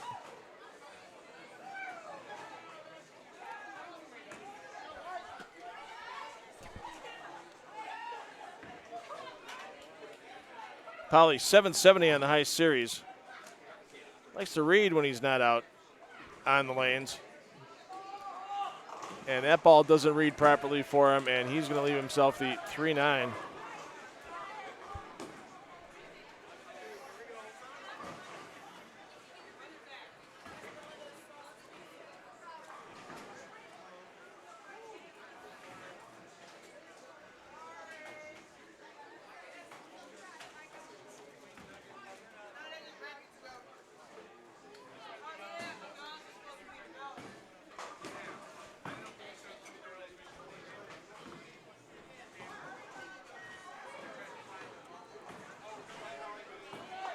And hooks by, and that's going to give a little breath of life here to Bradford.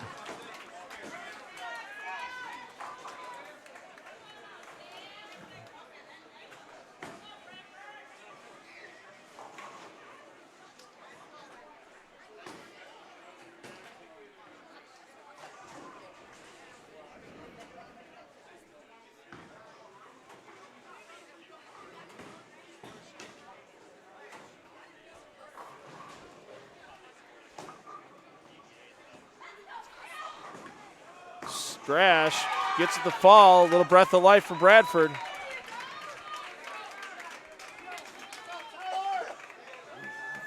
Number 4 spot, Tyler Haugen for Sun Prairie. Started bowling at the age of 3. You can see he's got a bit of a chiseled physique in the arms there. Likes to lift weights when he's not out on the lanes.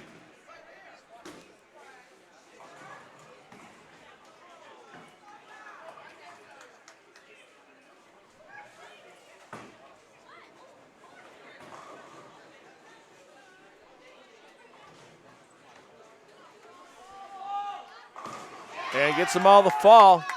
Breath of life for Sun Prairie. And Connor Wiseman should be stepping up and is for Bradford.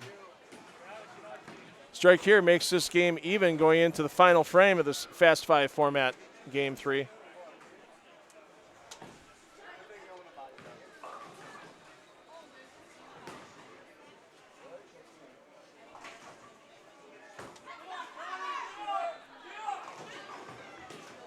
And you just saw the 10 get tickled, didn't go down. And now Sun Prairie with a chance to shut this game down when Colin Krejci steps up.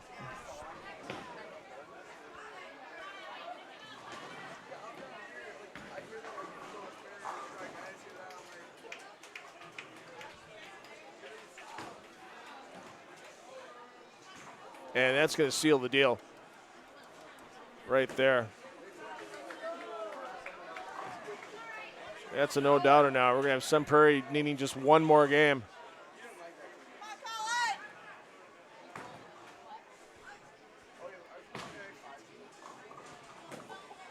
Krejci, 3 300 games to his credit.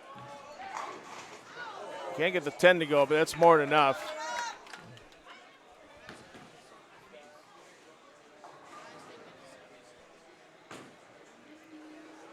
For the tie. Needs to make this to assure a win.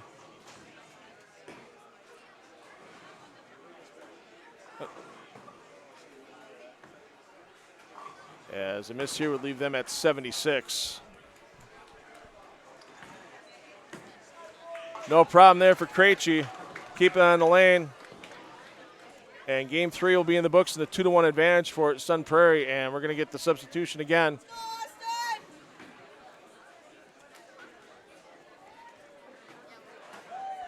Austin Lynch, I was mistaken before in the second frame. It wasn't Lynch. That was Chapman, so now Lynch coming in on the fill shot.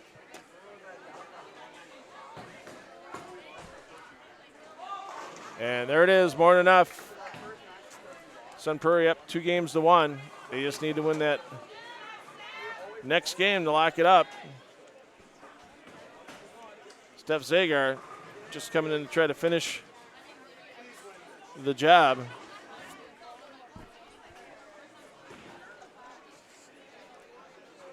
And so we'll let that finish up. And our next game, and probably could be the deciding game for Sun Prairie, coming up next.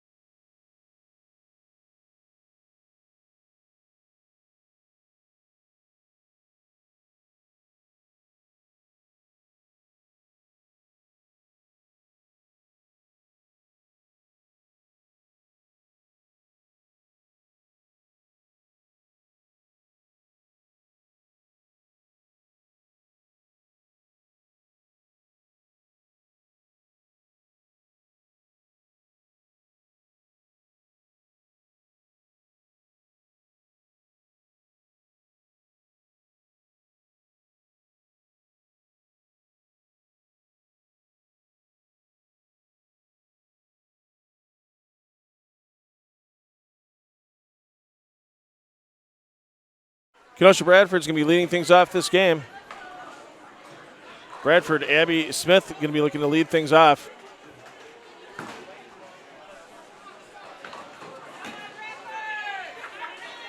And Bradford needs this game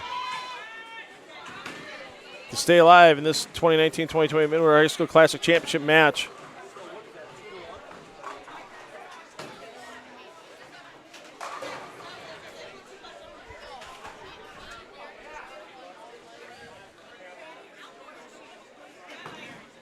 Smith crosses over, leaves just the 3-pin.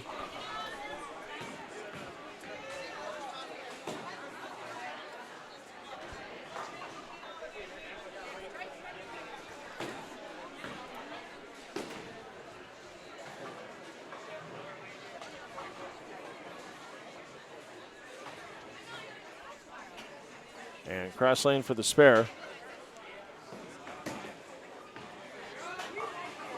And no problem on the cover for Smith. Jensen S., the freshman for Sun Prairie.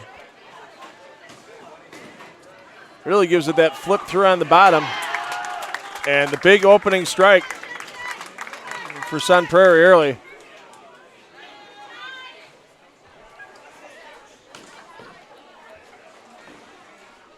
And it doesn't look like any changes for Bradford as Joshua Schaaf stepping up in the number 2 spot.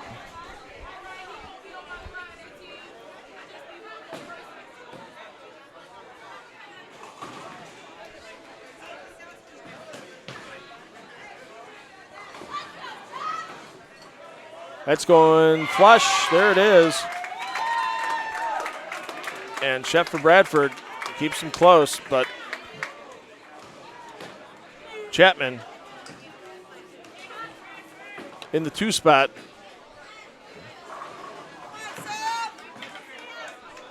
For Sun Prairie stepping up, looking to get his team a 10-pin advantage and try to lock up this championship.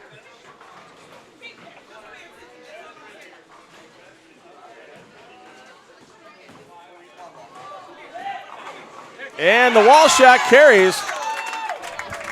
And the big shot for Chapman, the senior, coming off the bench. Didn't start this Fast 5 match, but they brought him in. He's throwing some quality shots now. As Sam Strash going to be setting up Kenosha Bradford. Strash been bowling since the age of 4. And he was one of our winners last year in the mixed doubles.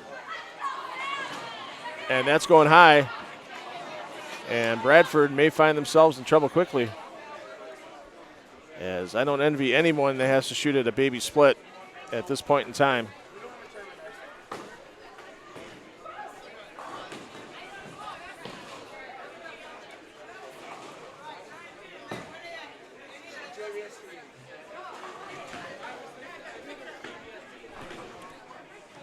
Needs some help.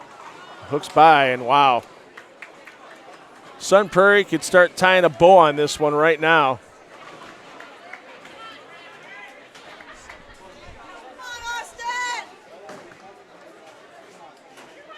If Austin Lynch can make this toss here in the third frame for Sun Prairie.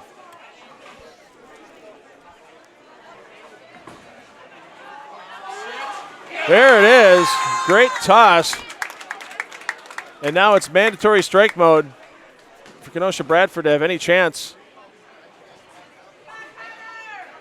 to stay alive in this tournament.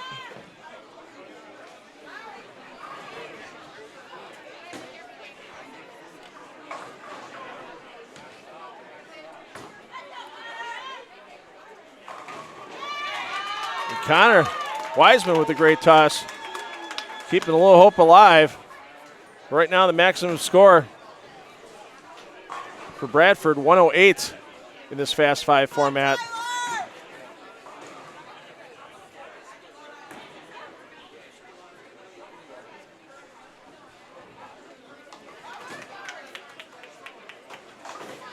And with Tyler Haugen stepping up, they're pacing at 120 for the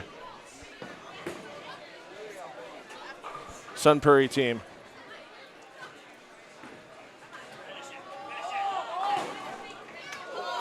Seven just won't go. You see the pins dancing.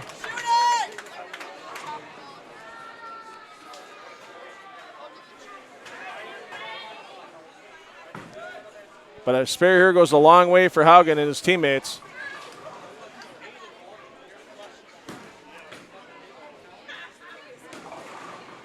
Towards taking home this 2019-2020 Midwinter High School Classic title.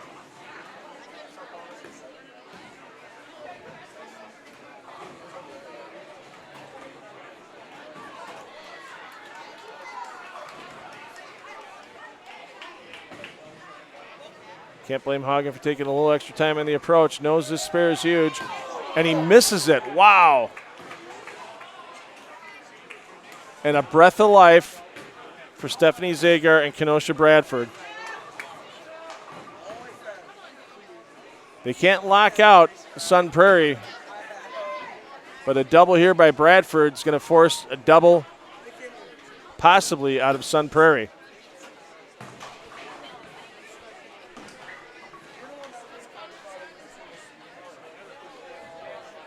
Zagar, that's left, and it sits.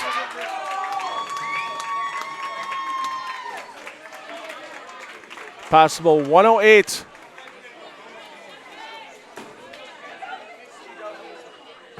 For Kenosha Bradford, that would force a double out of Sun Prairie. I'm assuming that Krejci is going to be anchor.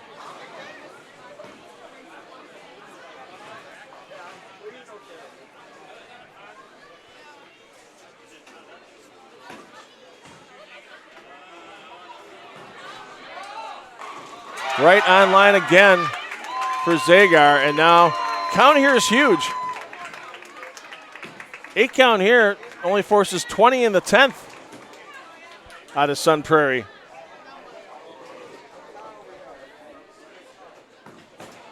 You talk about excitement. There are crowded around here, this championship lane. at Castle Lanes.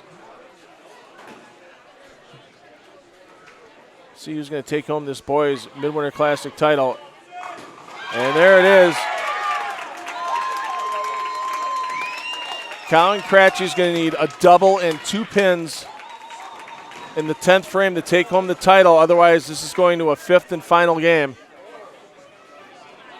We had so many ties, so many matches go to 5 games today. This is just another one that has that possibility. Krejci likes it, 4-pin high, and we're going to a game 5. Unbelievable. Just when you thought the early struggles and the fast start,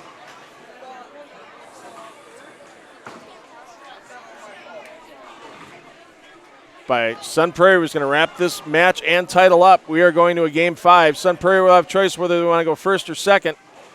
And we'll have the next game come up for you just after this short break.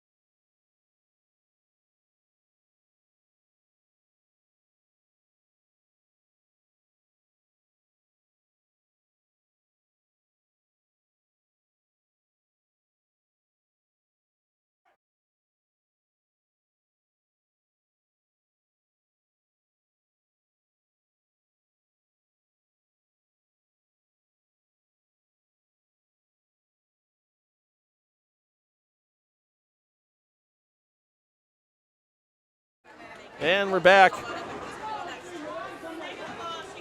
Jensen S. starting this 5th and final Fast 5 game for Sun Prairie. Winner of this match takes home the 2019-2020 Midwinter High School Classic Final and championship. Ladies and gentlemen, it's been a heck of a day inside of Castle Lanes. Lots of people still in the building watching what's going on. Crowded concourse. Est with the cover. No, we're keeping the people in the lounge busy, no doubt about that. And now Abby Smith getting ready to fire for Kenosha Bradford. Smith Jr.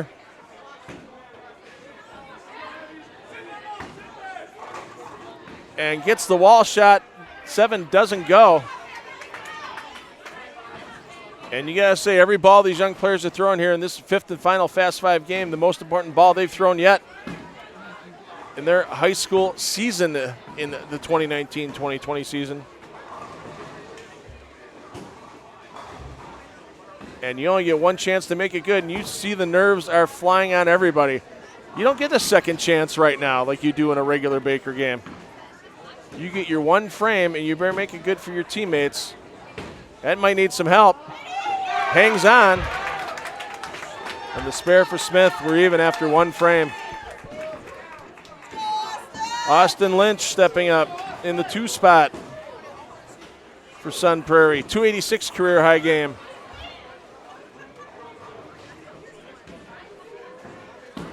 With a 750 career high series for Lynch. Two-hander fires, gets it on line, head pick cuts back across. How about that for a messenger, ladies and gentlemen? That one came back at about Mach 2.8, devastating the 10-pin. And now Joshua Schaaf stepping up for Bradford. 723 career high series for the young man who's only been bowling for 4 years. Maybe the biggest ball of his young bowling career coming up. Needs a strike to keep his team even here.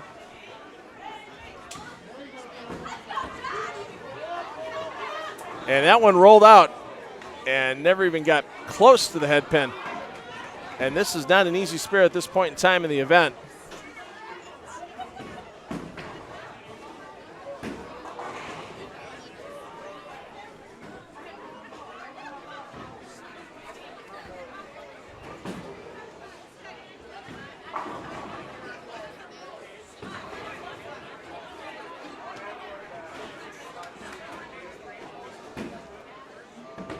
Schaaf, he's got to make that move, and it's not a confident one because it's not that often you're shooting at the 1-2 side of the head pin if you're a right-hander. And that one needs to get onto the 4-pin, and it doesn't. And a gaping wound in the scorecard for Bradford. And now Michael Poli.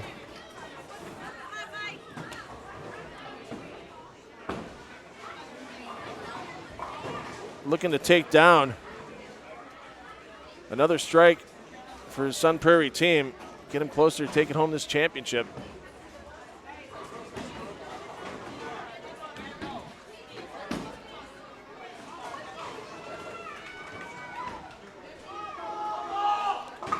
Goes high, lucky break, wow. You make your own breaks in bowling, and somehow on that shot, Poli got something to bounce back out from the pit. Take out the 6-pin, and now it's up to Sam Strash to breathe a little extra life in his team because they're down 24 with just his frame and 2 more remaining in this match.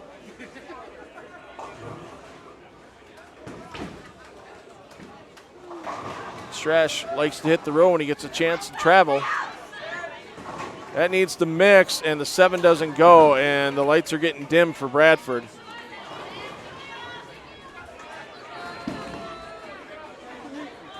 And you see the frustration right now in Strash's face. He knows get his team some momentum back. Carrying that strike would have been huge. One thing you can't do right now is you can't let that single pin get away. On the cover. His day is done. You're just a cheerleader now.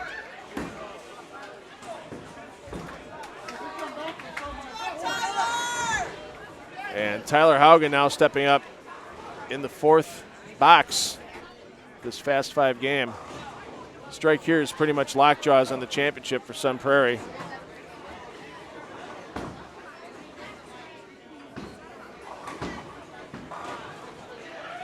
A junior, Haugen is at Sun Prairie.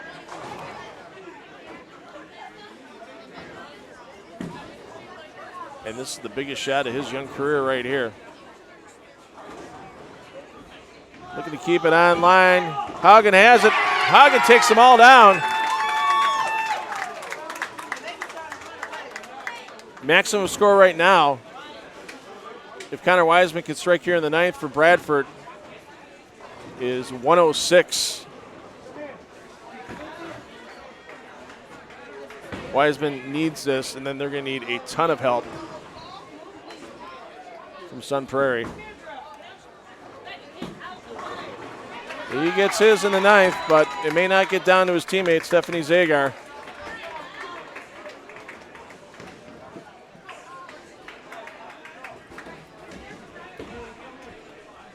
As good count here by Krejci. And a mark locks this title up for Sun Prairie. He's on line. He's got all 10. That's it. He tees up.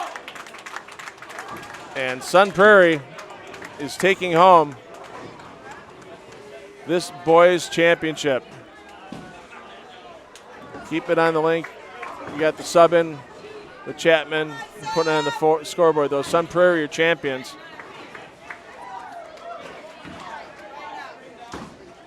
Hey, those of us.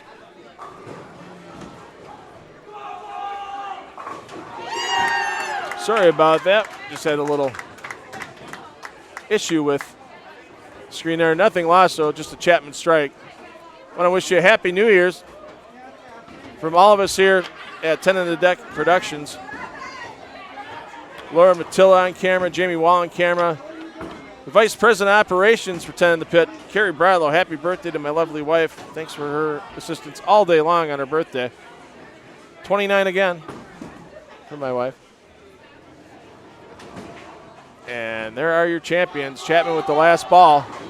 And almost perfection for Sun Prairie in that deciding game. 140. Thanks for everybody that watched our live stream today. Have a Happy New Year's. We'll see you in March on 10 on the Deck Productions. Always check out our old shows on the YouTube channel from back in our Spectrum Sports and Time Warner Cable Sports channels days. We'll see you with the Top Gun, and we'll probably see you with the Sean Yuna Memorial again this year in 2020. Good night, everybody.